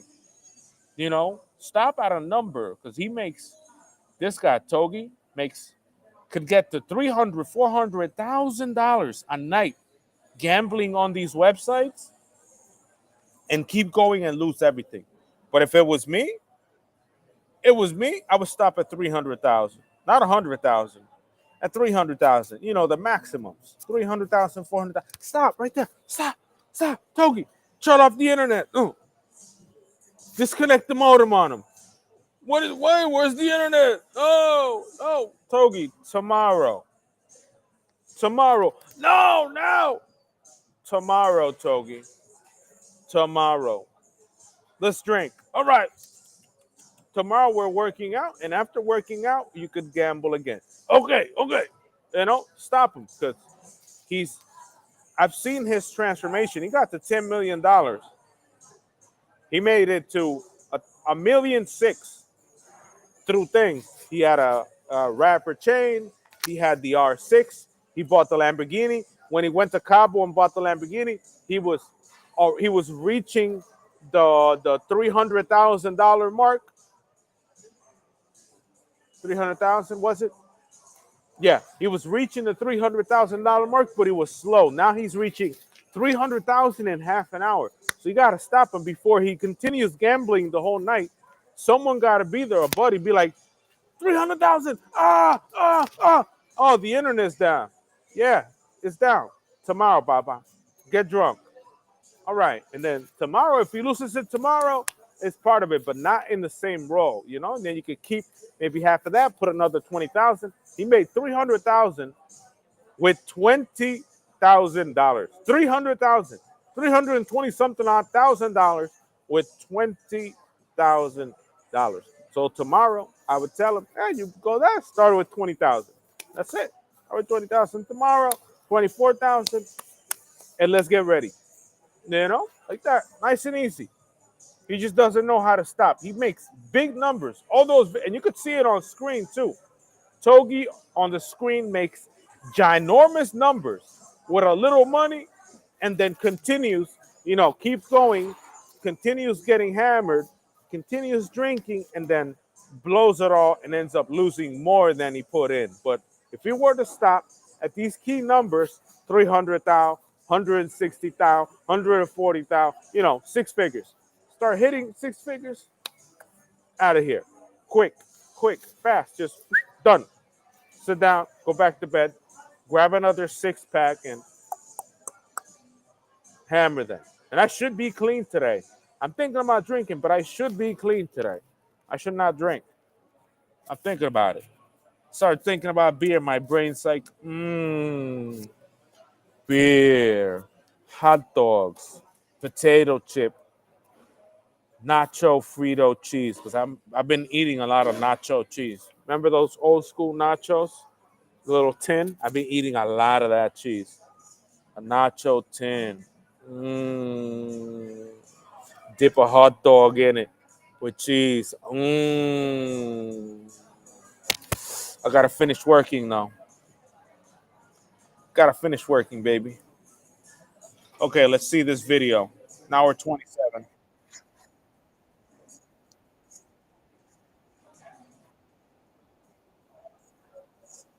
Damn, Togi.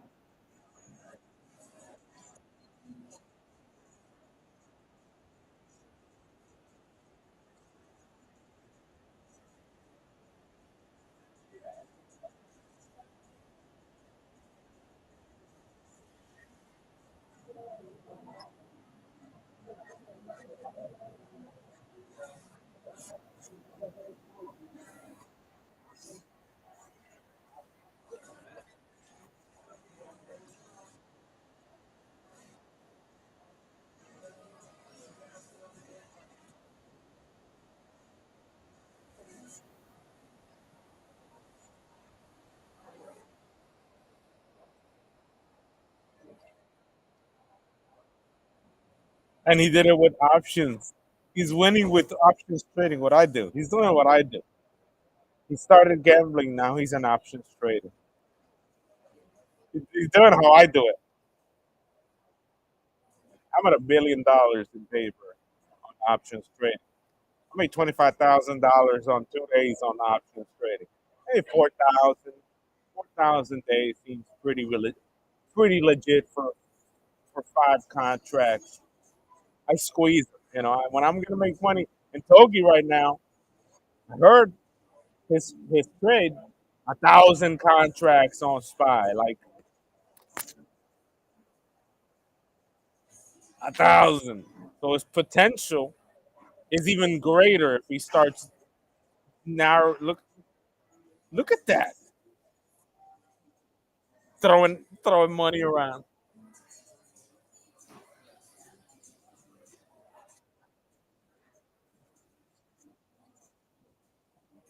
Nice.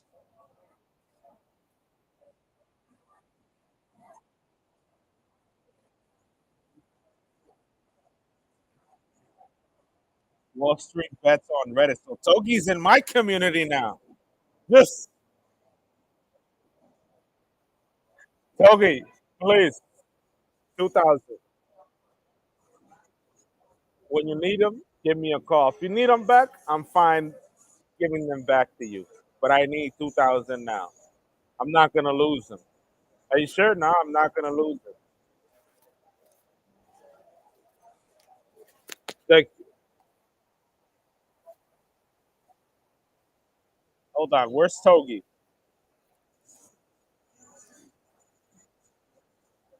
Hold on, hold on.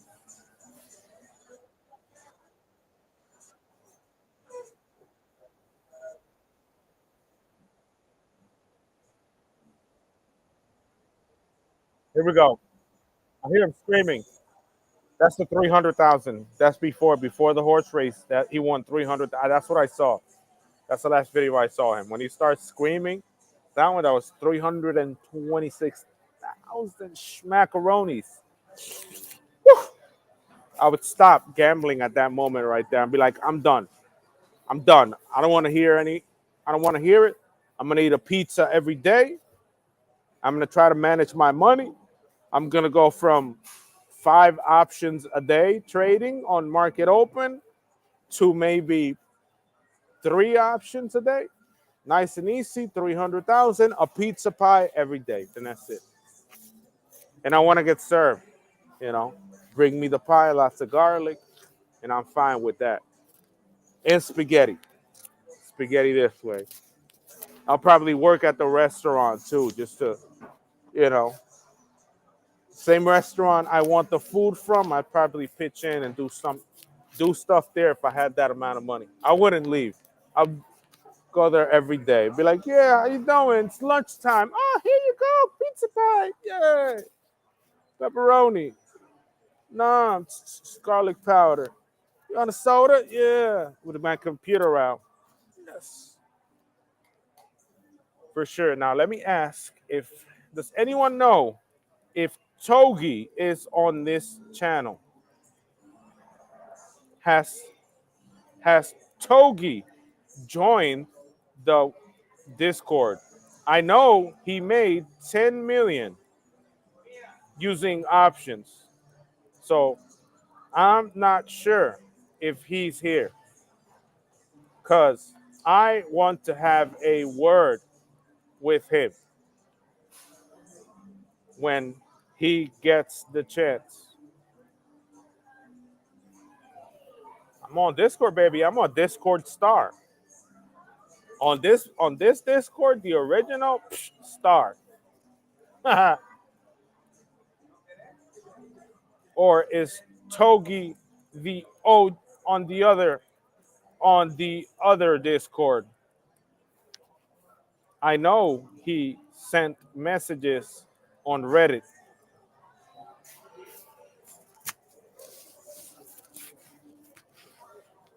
Let me check. Togi,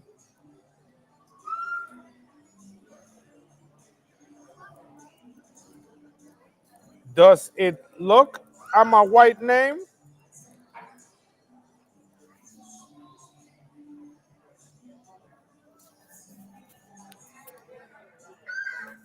Riri. Anyways, Togi not there. There's not a single Togi. Fuck you mean?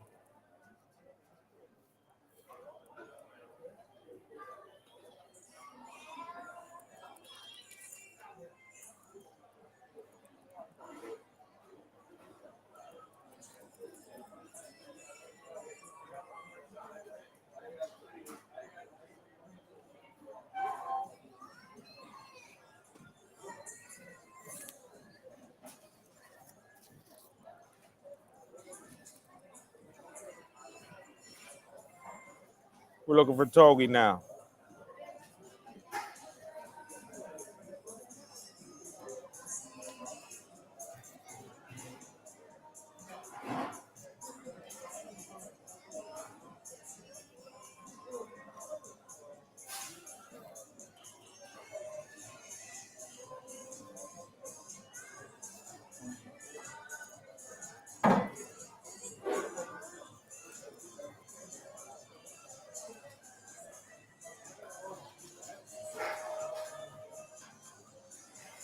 Anyways,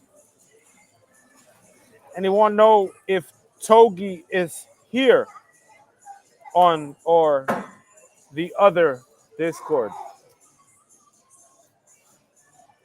Let me check on main. Let me check on main. Has, has anyone noticed if Togi is on this Discord or the other? I know he's on Reddit or Wall Street Bets. I don't know which side of the force he is on.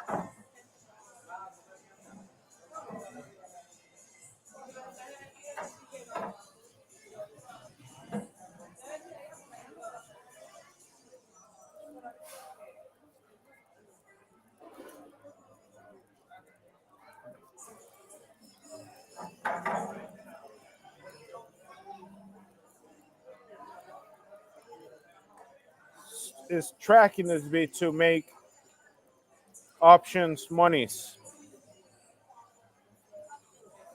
I want him in SPX Spy ES.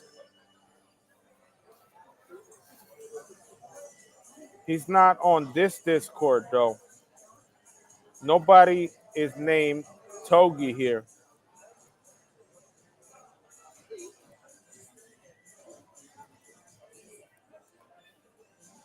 Nope, nobody.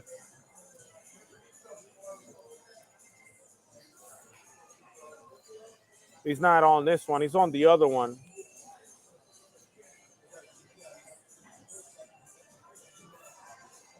You gotta tell him, yo, Togi. Hold on, let me tell him right here.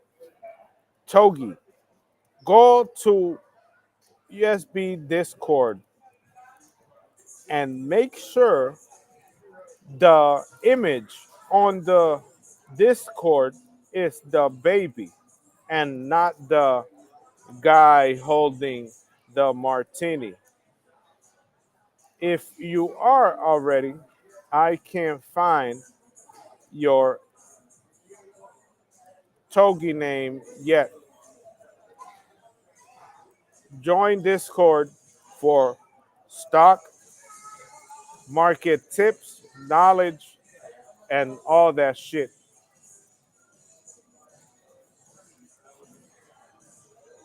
Waiting for you soon. Don't go to the other Discord. ESB is the right one. Official Wall Street Bets Discord.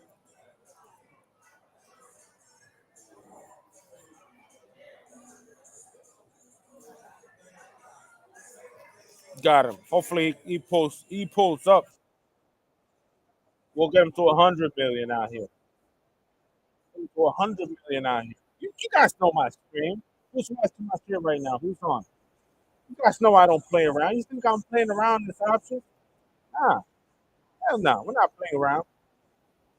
Hmm. You think I'm playing around these stock trades? It's not a game.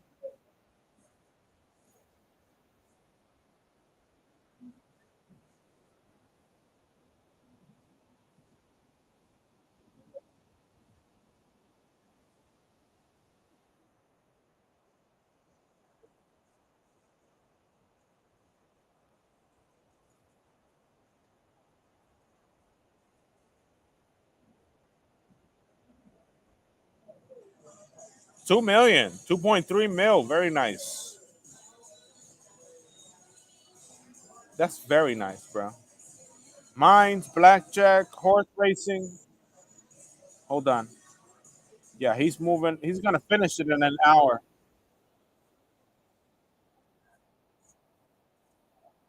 He's buying assets too. So the 10 million is also physical things. Things. Watch this. With the gambling money, he's buying watches, buying assets.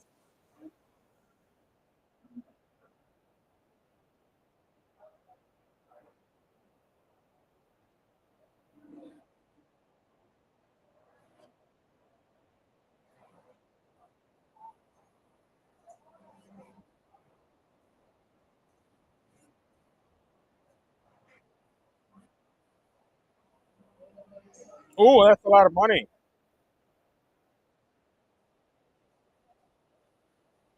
His promotion company's paying him too. Holy shit. He went from a degenerate to a star. What the heck?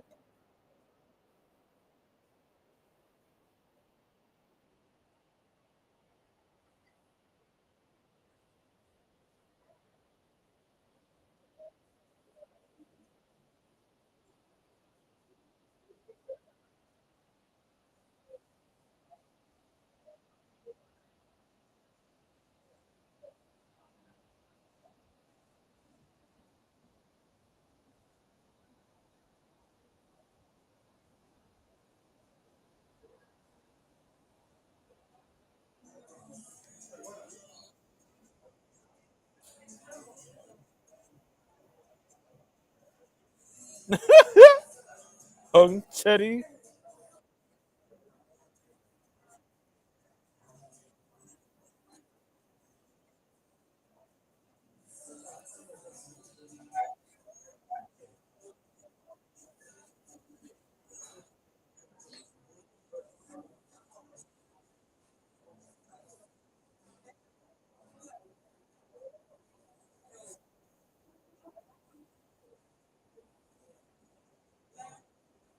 He's popped bottles in a club.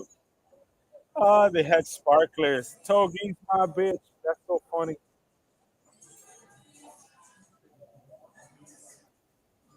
Ah.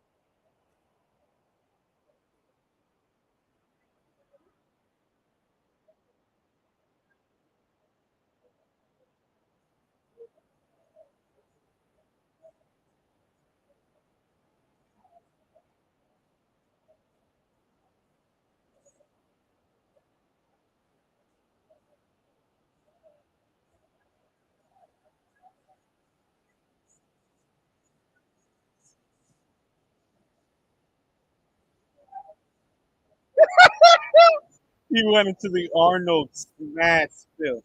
His hair is undone. He came in one day made and the other day he smelled like it's in doubt.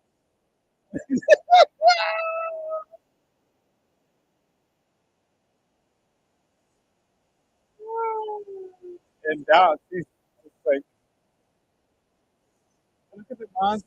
He's got a monster on him right now.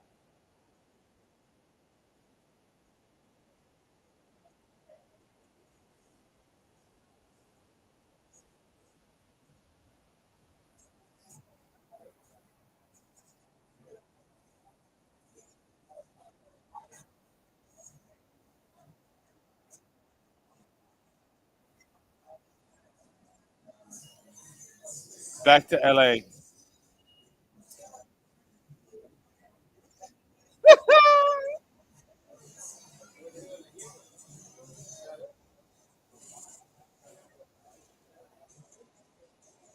You gonna sell it?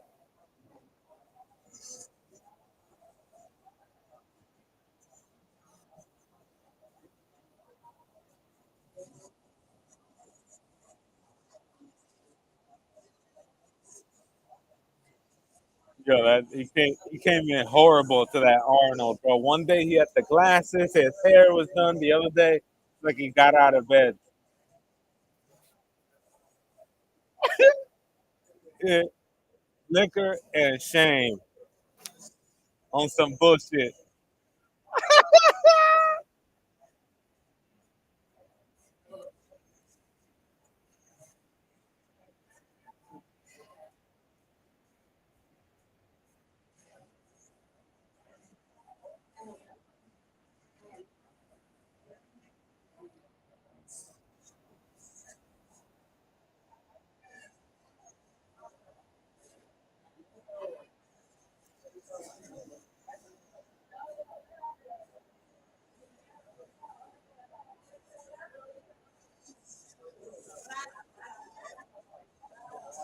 Togi's Togi is the verified millionaire. See, when you look at all these influencers, right? Like Steve will do it. You don't know. You're not track. You couldn't track how Steve got rich enough to play cards with Mickey May in Vegas or wear bust downs. Because all you, I know personally, right from my experience, all I seen from people like Steve Will Do It, hanging out with 6ix9ine, is that I don't know. They had weed. They ate edibles. That's all I remember from Steve Will Do It. I know he gambled. I know he was involved in sports betting, but you couldn't really track Steve making $1 million or where he's at today. With Togi, you could see a play-by-play, how to get rich, no fuss, no drug dealing, no drug trafficking, no foul, just straight legal shit, how to make it to 1 million. And then from, how to get the Lambo. That was real special. He went gamble, he's on screen showing you his wins. Like, this is how I did it. I did it by becoming a degenerate overnight, having friends that fund me, right? Because friends obviously let him borrow money and he paid them back. So borrowed money being paid back, paying them back in cars and luxury, but you could track his success. That's basically all it takes. When you narrow down, from my business acumen, success takes risk. Togi is the ultimate risk taker. He takes insane risks, and he went from a small goal like a Lamborghini to an empire. Like, because 10 million is empire, and he's gonna grow from empire to even greater. He's not gonna stop at 10 million. This guy right here is going to 100 million by the next year, unless he stops and gets tired. Maybe he gets physical problems. He does steroids. He drinks liquor. Maybe his body, his physical energy might not let him. He just put one of his paintings in a museum. Hold on. Did it?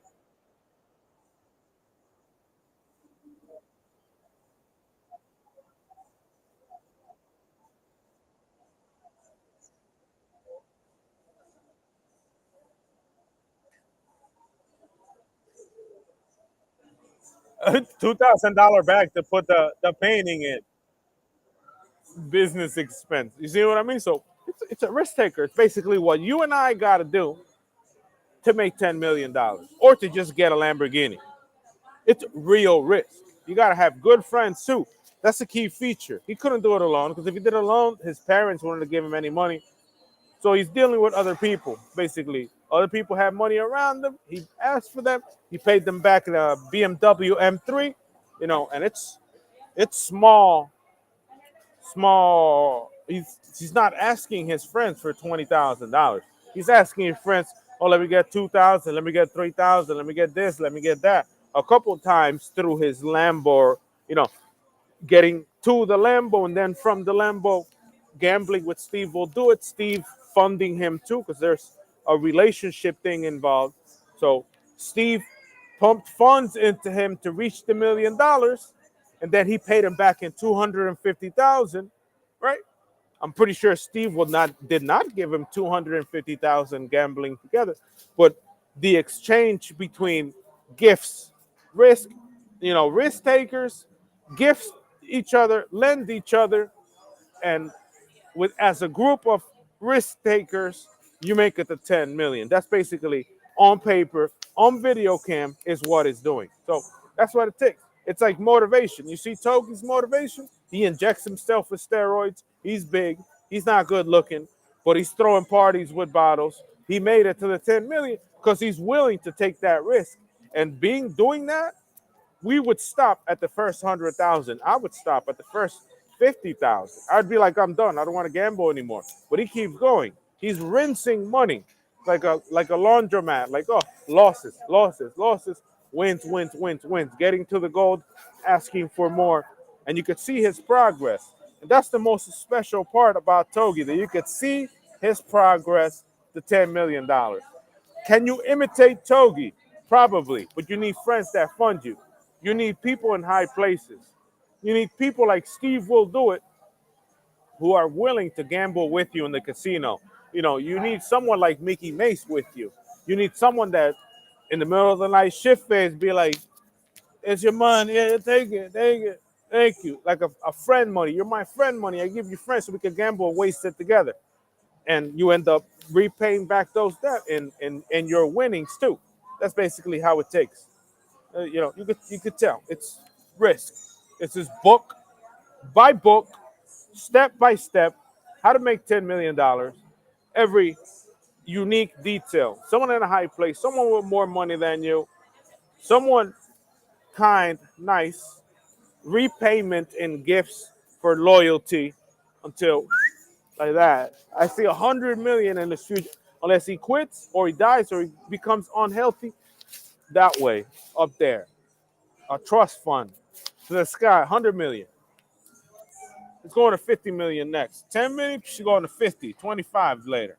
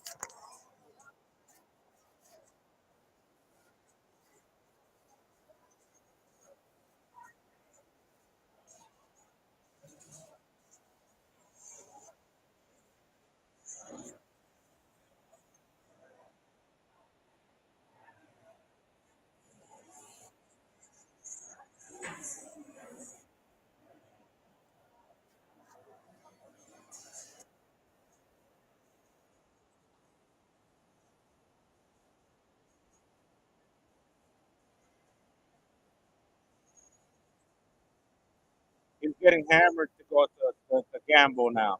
He has to black out because the blackout method makes more money. So he's gonna black out or drink a lot of alcohol and gamble. I stand by him on that. Let's go to the casino. What are we gonna play? Blackjack or roulette? I'll give you signals. We could play craps, but that's bullshit. Let's go blackjack. We could do baccarat too. I know those guys. I'm good on that.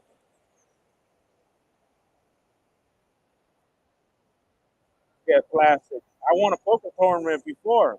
Togi doesn't know that. I won a poker tournament. I had to shake on it 50-50 because 3 in the morning. I eliminated like 50 people on that in a bar after chips. And I was counting them. Shit, plastered. I must have drank like 12 Heineken without going to the bathroom. So I'm sitting there like a king with my bowels, come, my basically my my kidneys blown up like 2 liter bottles. My bladder is touching my stomach on 12 Heineken, getting free beer. They were giving me more free, and I'm sitting there like, I'm saying at the finish 3 in the morning, Lady Gaga comes and kissed my cheek. She was there. Out of randomly, she appeared on that freaking thing. She's like, "Oh, you're in here." I look down. I'm like, "Yes, Lady Gaga." I'm like, "Yeah, you want to shake on it? Yeah, let's shake on it." Bam, bam. Because we were mid transaction, but I like to count chips. I need to know how much I'm betting. If I bet a fraction of it, it's not whatever. Once you reach to a certain amount, you're not betting whatever amount. You're betting a specific targeted amount, maybe 25, maybe a quarter. You got to do mental math. If you're a quarter, you got to know how much you have 35%, 35%, 50%, 40%. So I'm thinking about doing the math and betting to ensure I keep something. I don't. If I lose the not the I say the trade. I was about to say the trade. If I lose the play or the hand, if I lose the hand, I don't get too over myself. No all ins happen. It was dialed down. So 3:15 in the morning. It's like nah. Lady left. I'm looking at lady. Lady's like, "Bye." She leaves, and we split the pie. And we left. That's it. Lady left with some money. She took my money. It was They paid. The bar paid, but the lady took it and she left. And I was fine with it. Got in my car, drove home plastic. For real, son. All right, let's pound it. I remember that night too, bro. I was plastered and sitting like this.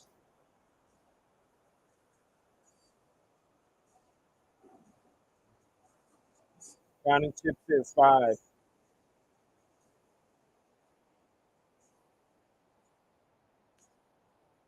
But I mean, blackout.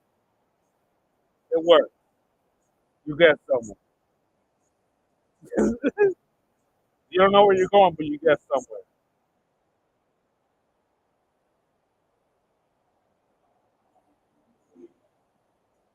You're sexting now, Togi? Come on, where are you going? Oh, you're gambling on a game. The Lakers.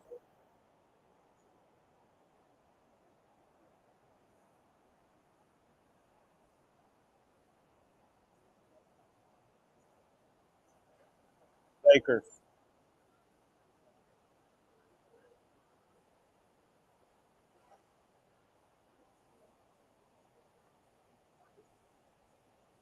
Odds are real low on the Lakers, though. So,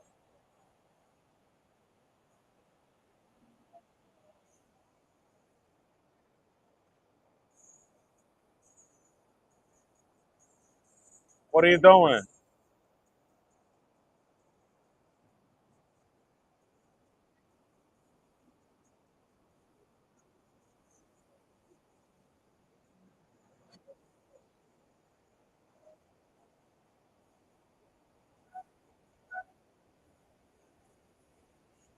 And let's go into it. Jack got plastered yesterday. Likely bet on the Lakers,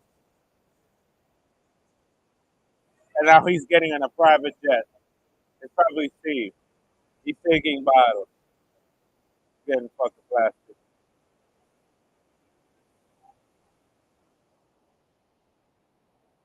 the whole way. That's pure motivation.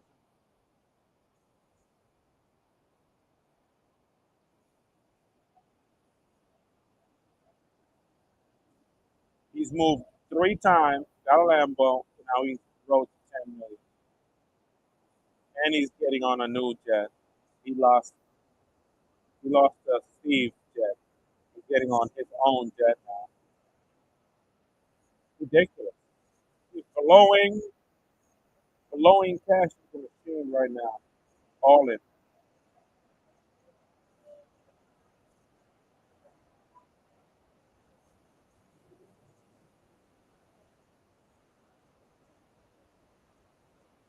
Don't you dare use the Wi-Fi up in there, bro.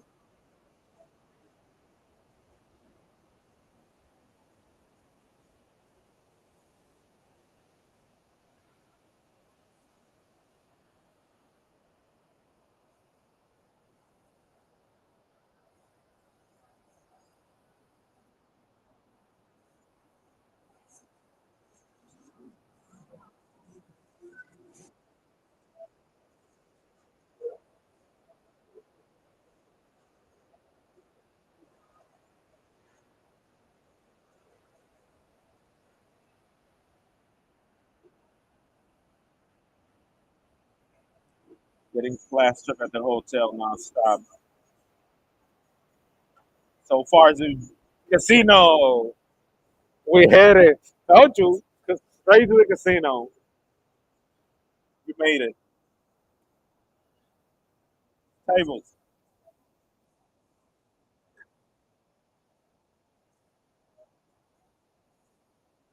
No martingale.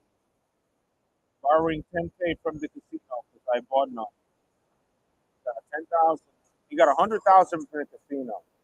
So he's borrowing money from the casino into slots. A madman.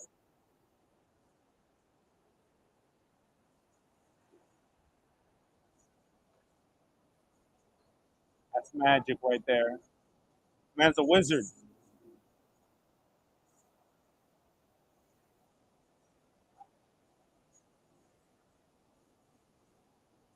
A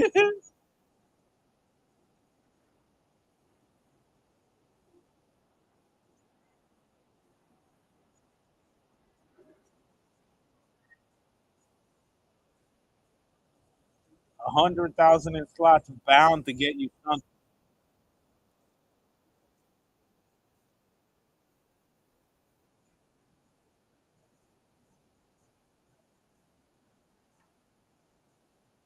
Blackjack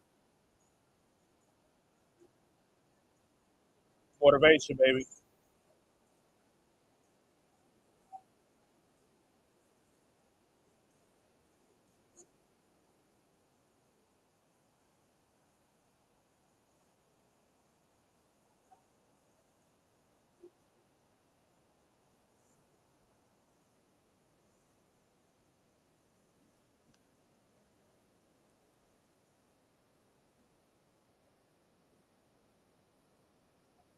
Boss, how many racks? 1, 2, 3, 4, 5, 6, 7, 8, 9, 10, 11, 12, 13, 14, 15.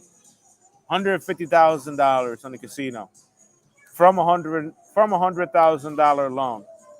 So he doubled it, doubled plus 50,000.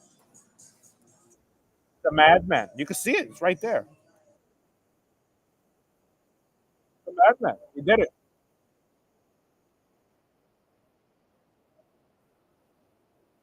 He's better than Mickey Mace. At this point, he's just his own. He's doing it with less connections than Mickey made. But Mickey was obviously into the casino business before he got banned. But he's in the 100,000 range. He's not in the millions range yet. He's about to be.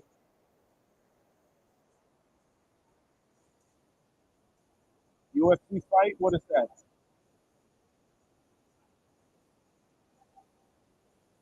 Baccarat.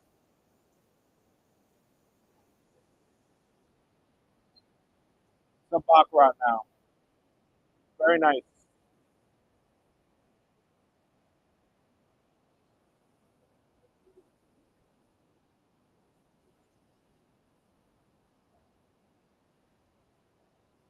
Half a million in chips for Togi in baccarat. Yee! You're flying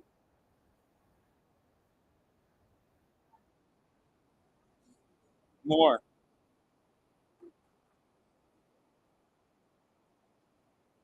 Yo,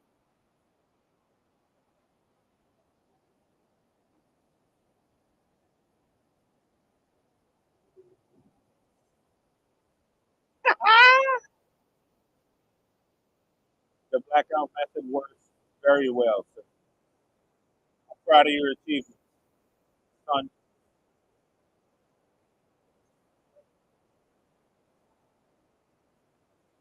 Now he's putting money on fighters. 50,000 on a fighter. He's renting a Rolls Royce.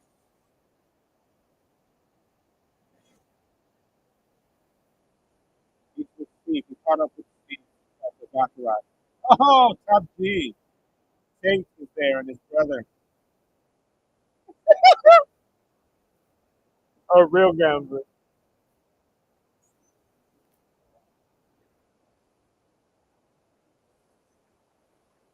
Andrew Tate.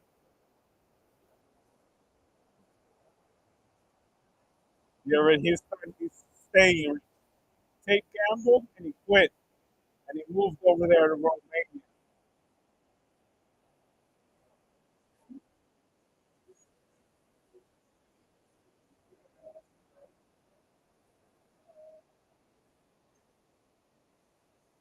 Yo, this is in a span, half a million in a span of a quarter of a couple days. Pretty intense, you know. Pretty intense. Let's see if the fighters win. They better win.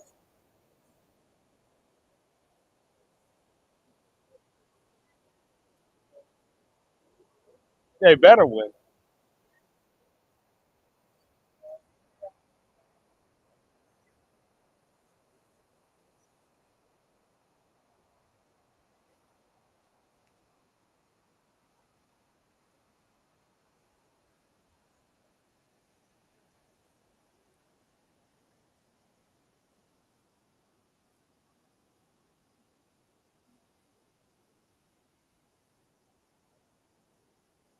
Jesus Christ, Togi. What is that?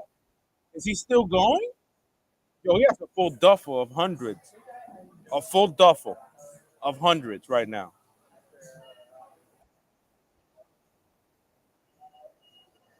Incredible. Stop. Tell me how much you made. A full table. What the fuck?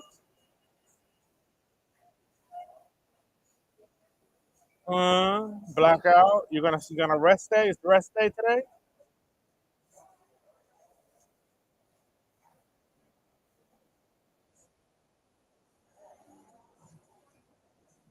He did a little coke, a little white in his nose. Get up, Togi.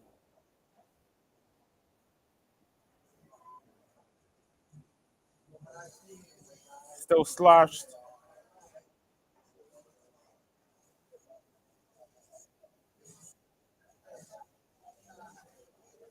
He blacked out. He doesn't know where he is. He's at a suite now.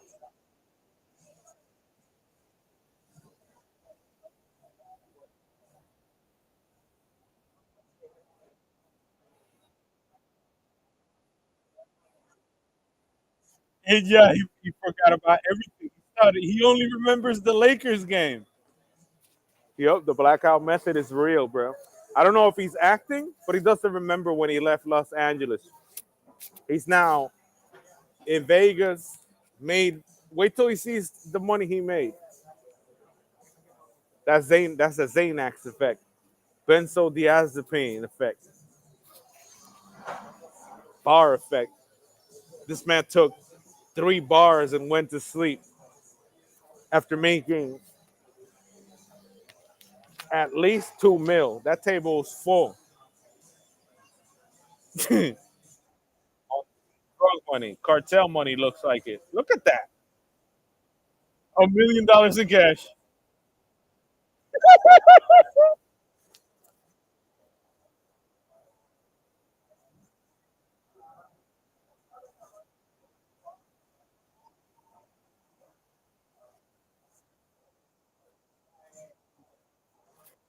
1 million in cash.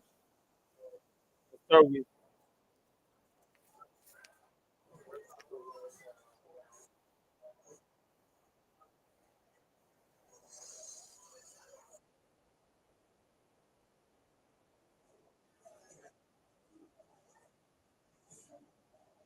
can't even stand.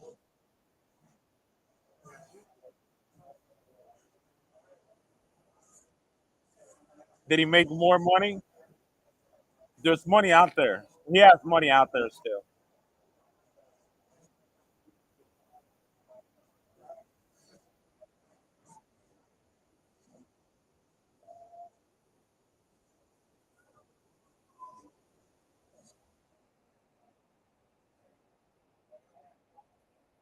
They're gonna ban him. They're gonna do him like Mickey Mace, bro. The casino's gonna be like, nope, get out, Togi. That's a privilege right there.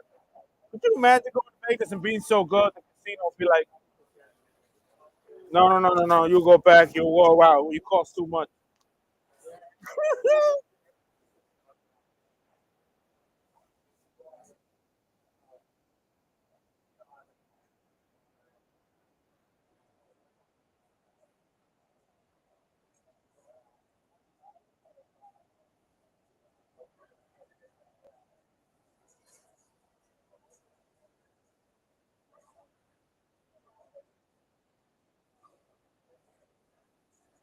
Look at that.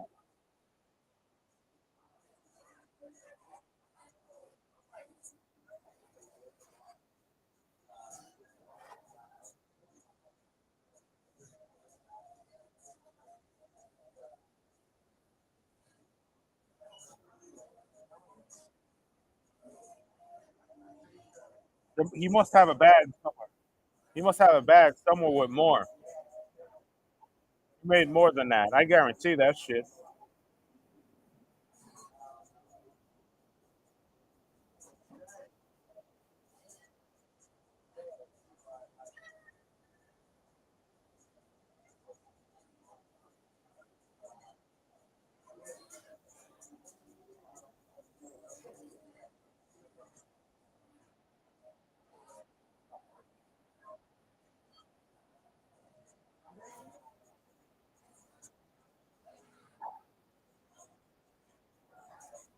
He gave her how much? He gave his girlfriend minus 30, 700,000. No, $70,000. Gave his girlfriend right there.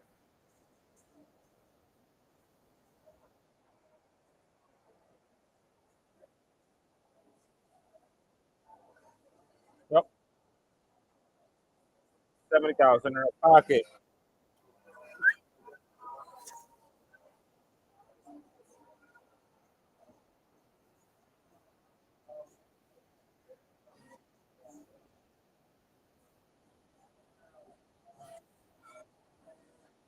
Don't quit. Don't you quit.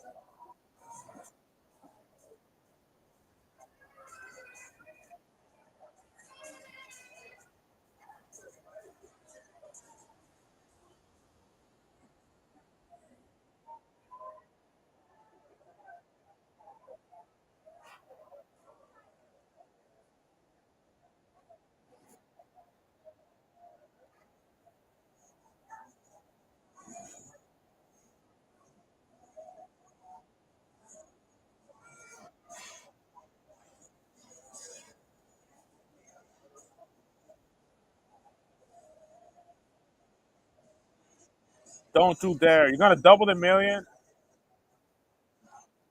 Stop him.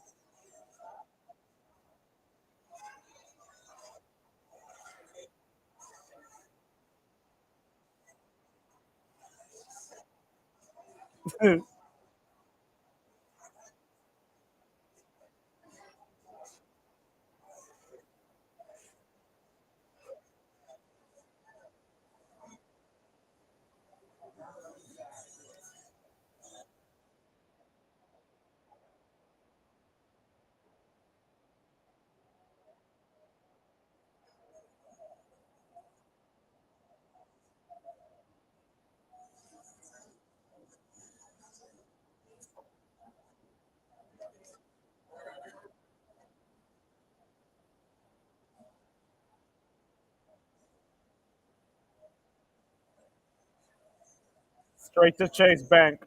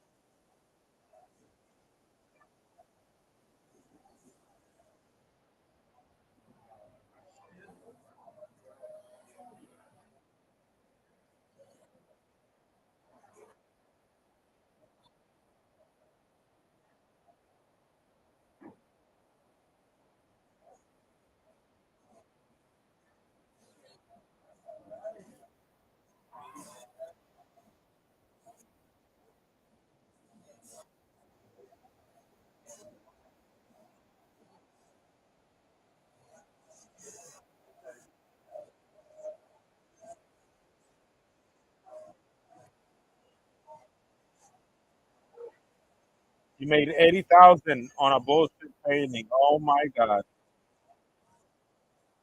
He's doing all the methods. Sell a painting, 80 racks. Gamble blackout methods. They're plastic. Forget where you are. Go gamble in the casino. Make $1 million. Serious. He's serious with it. All the methods, all the schemes, every scheme in the book.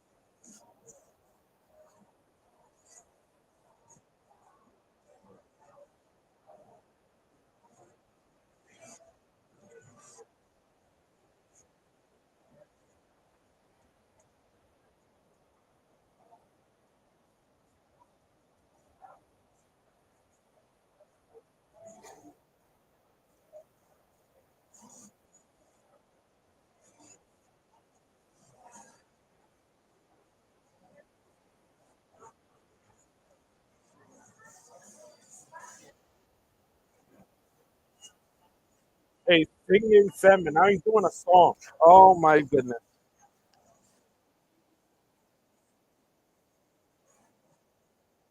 He's singing. Singing.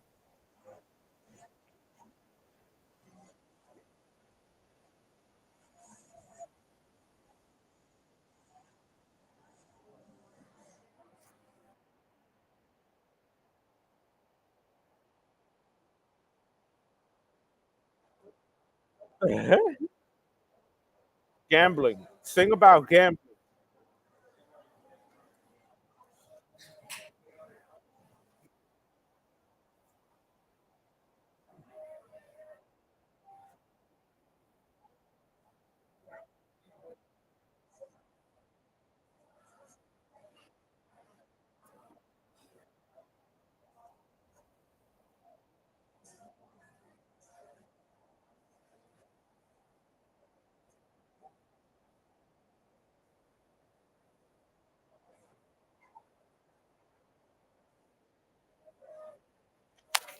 It felt horrible.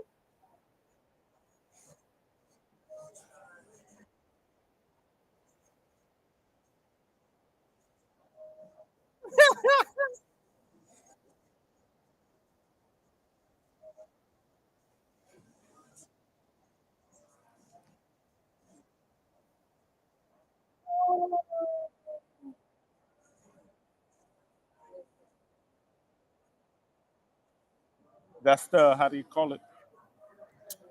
The most embarrassing.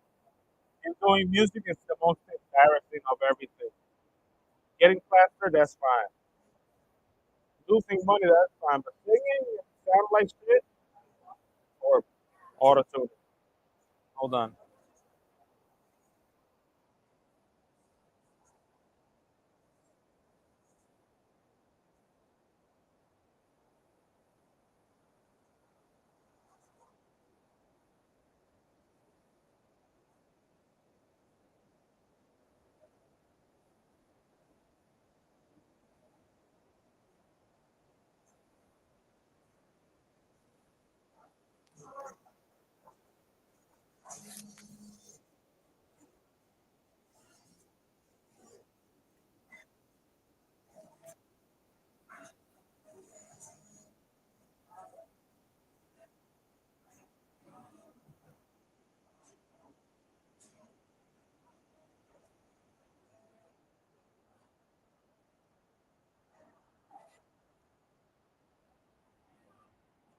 Yeah, put auto tune on it, please. Do auto tune, please, Togi. Please, no, not that. No, no, no, no, no. Togi, it's embarrassing. Auto tune. Yo, oh, no, they're not ready for that bullshit. To be roasted for the rest of your life. Trash bag, craftsman water abuse. Not,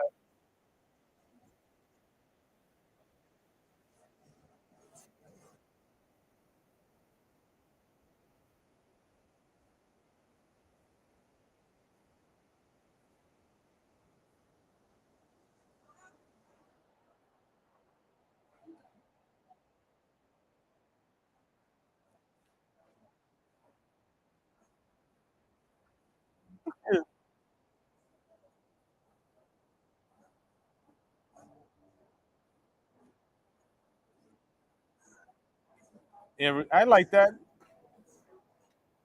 Go back to the beginning. I'm on a one.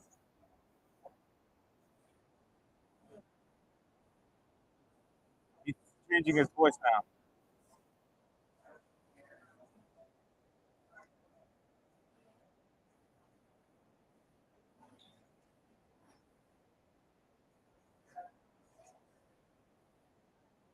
Do it. Getting there.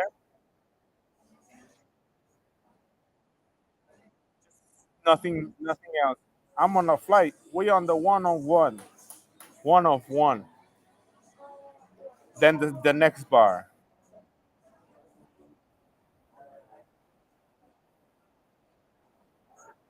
No, not pull up the side right here. The next one.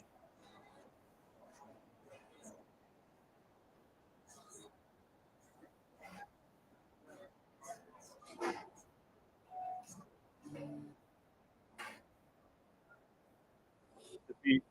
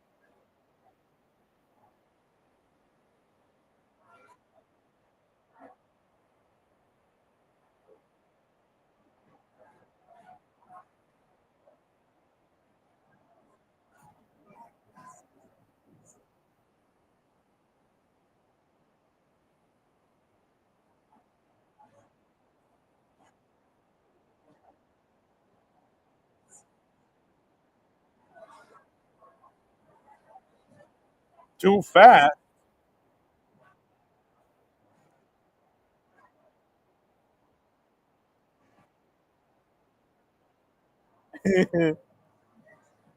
32 takes.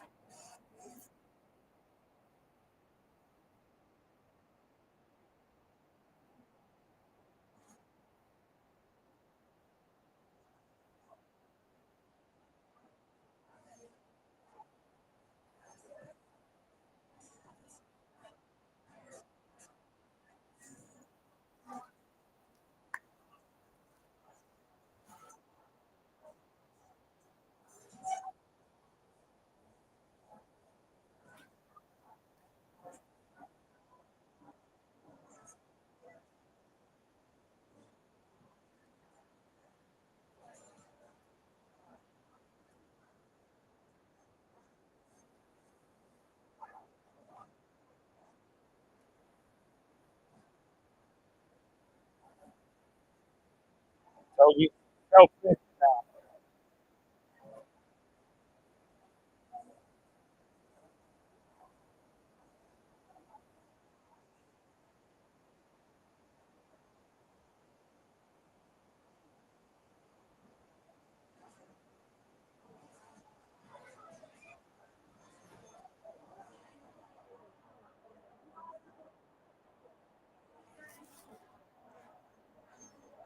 Hope it's not hot out there. If it is, I'm losing my mind.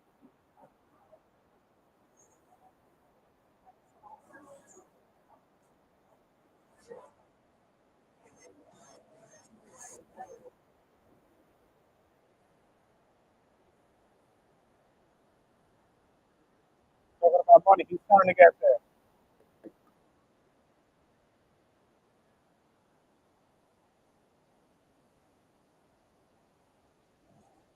Yeah, he's talking about money. Hit the parlay. Tank 101. See?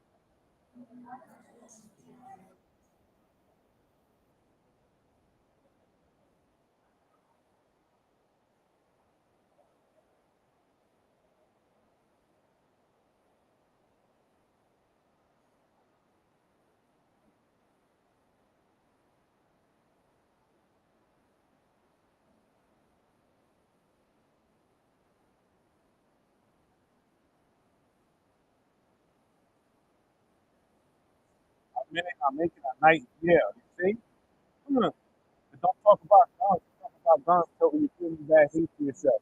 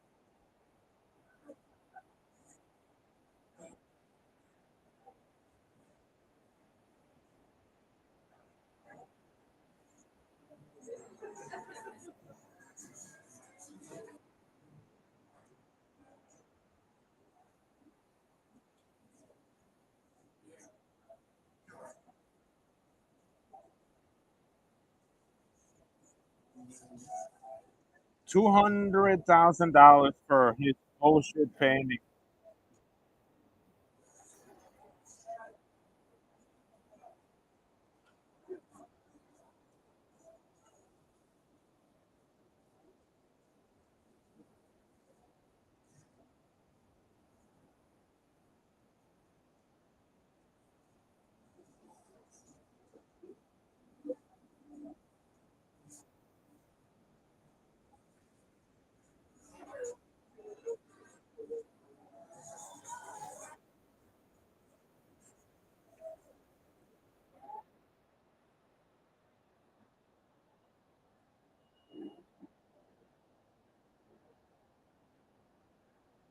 150,000 for a painting he made in his living room.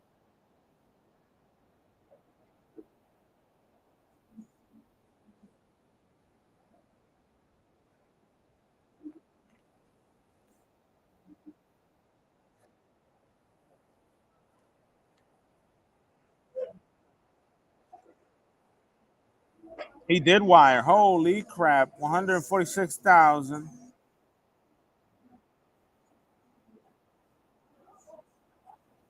You better make those paintings good, man. Go for oil.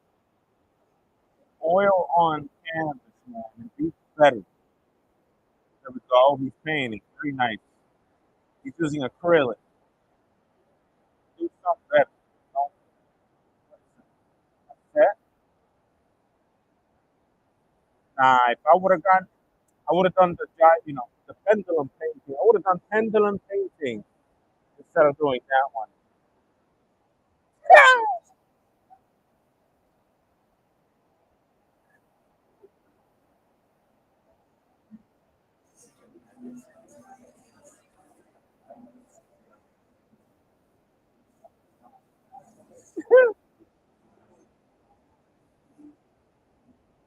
Pendulum, yeah, 100,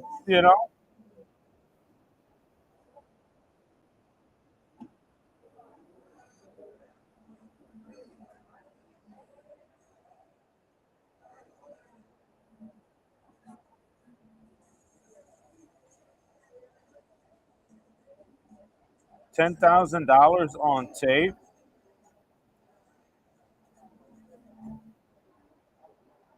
That's a $10,000 loss on a painting. I mean,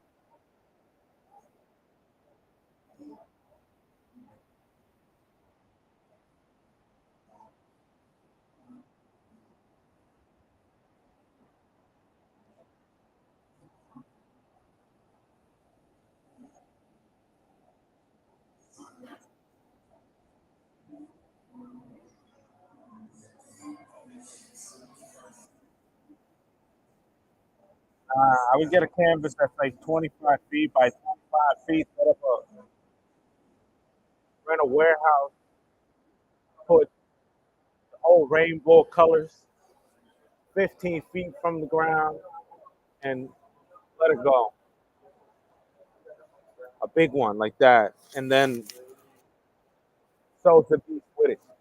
If he's gonna get 100, 126,000 on a painting like this, Togi's and high demand. You put 25 by 25, you put the rainbow colors, you swing the swivel, and you wait till the paint is over, and then let it to dry. And then 6 months later, or whenever it cures, on black background, you come back, you lift it, shine it, Togi. That's it.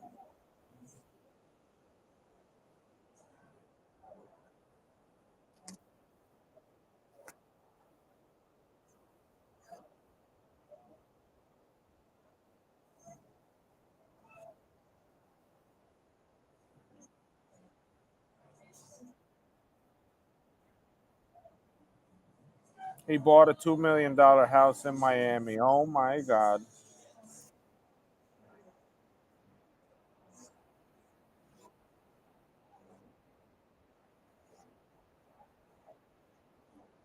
His net worth is growing.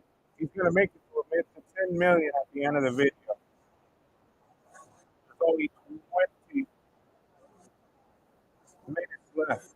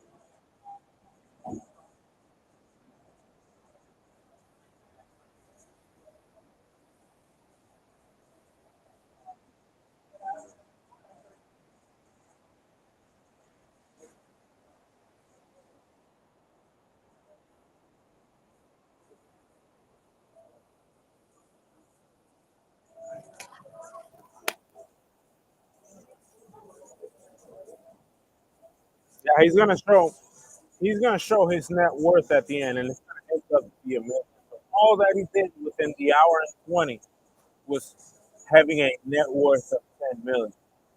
Takes risks. Takes doing what he does, knocking out, gambling, selling art, and it could get better. If Togi's hot, just like I said about the paintings, forget about it. That's all he needs. A couple paintings a year, 25 feet. If he has the money to fund them, 25 a pop. 25 canvas, that's like $5,000. The paint drop from the sky acrylic, that may be another, I don't know, maybe 10,000, $12,000. And then the mill. Then do some chromatic arrangement, like navy blue, light blue, cyan, experiment, swing the pendulum, sell. Just selling. His name is selling. So you bet your best bet. Anything ahead is gonna sell. It's about the name. His name is Togi. So Togi was selling the art. Togi. Not the name, not the last name. It's Togi sells art. Togi. Signed by Togy. That's it. I. That's it. Forever. Internal revenue stream. His age, real age, in Sims. You know the Sims? His age is end of life, but he's 20. It's complete. He made 10 million in a month. It's kind of complete. All right, let's see. Let's see the numbers.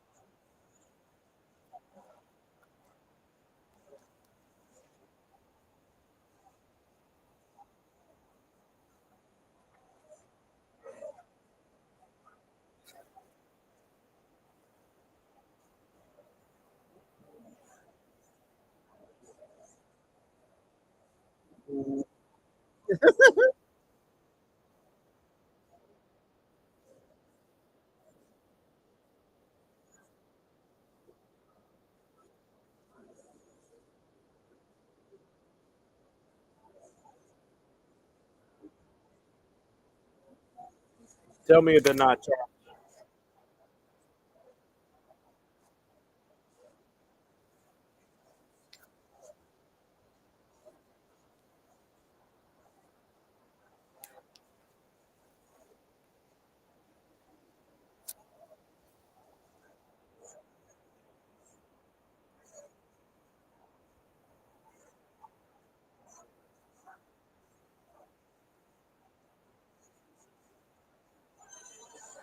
It's gonna get close to Burberry talking about it.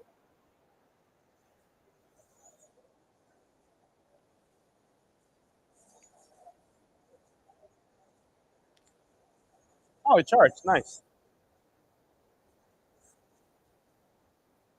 Put your money with your houses.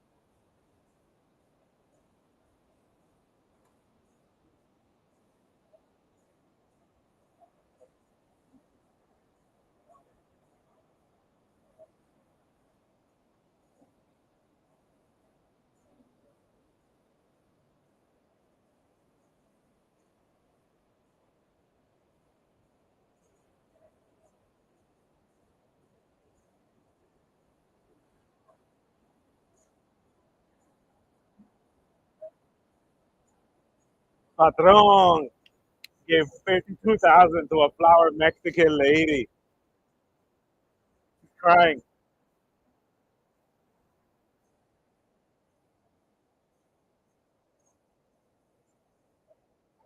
Puro Patron. Oh, la onda. Muy bien. Very good. Very good, Togi.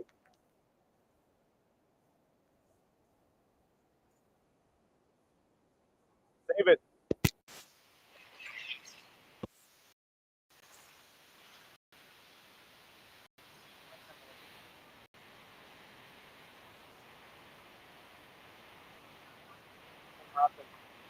Kill that lady out there in LA for that money. Hopefully she moves home. Besito. Cuídate, mija. Ah, María, no me gusta, coño. Caridad. Una caridad. Uno patrón. Me encanta. Para el patrón. Así mismo es. Very good. Next year.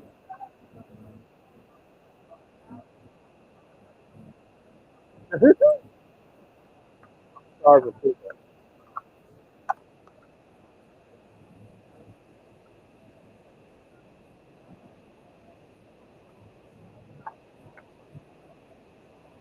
That chicken, buy all that shit. Buy all his food. Buy all the food. Take it home. Just want the money. Oh no. That's right. What do you think?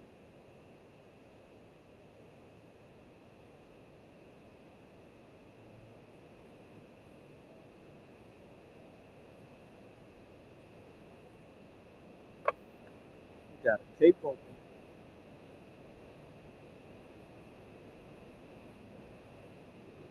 You make them chicken. Just chicken.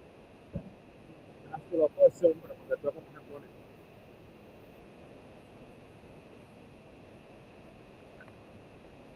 Very good.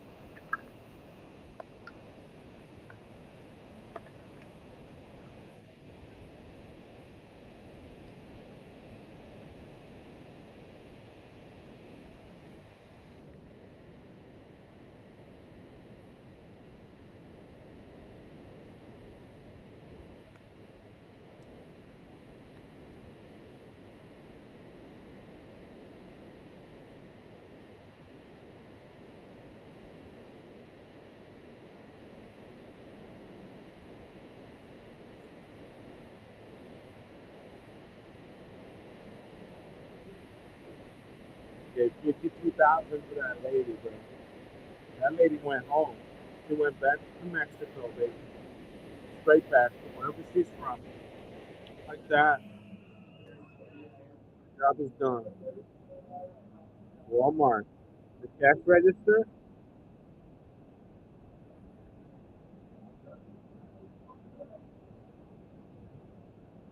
Toby, the people's champ.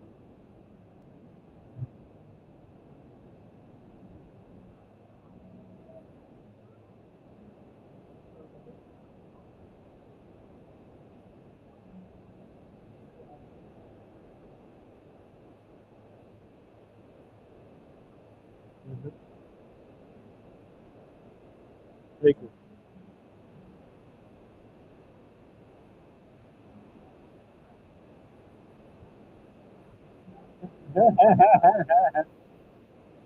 Your money, sir. Get that money. You speaking people at random. I like that. If I were to be like that, I'd be kid. I'd be children. I'd be kids. Yeah, you little girl, come here. Like Chapo Guzman. What's up, girl? What's your name?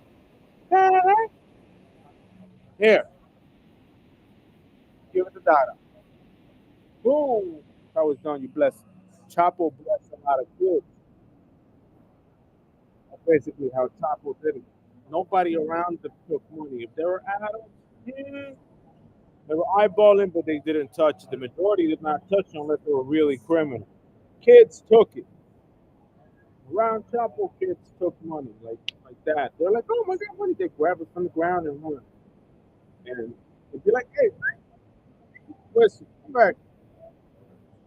Take this too, 100. 4 rack, 10,000 on top of the stack. Remember, bundles, big bundles, vacuum sealed one. Kids, that was his target. The Chapo gave out money, it was babies, not the babies, young kids. Kids like, yeah, that was done, baby. So back, and hopefully their parents don't rob them.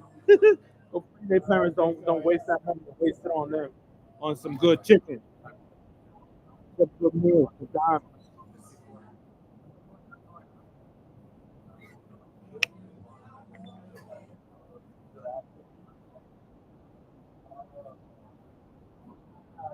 I'll see you guys tomorrow at 8 o'clock. 8 o'clock tomorrow morning, like always.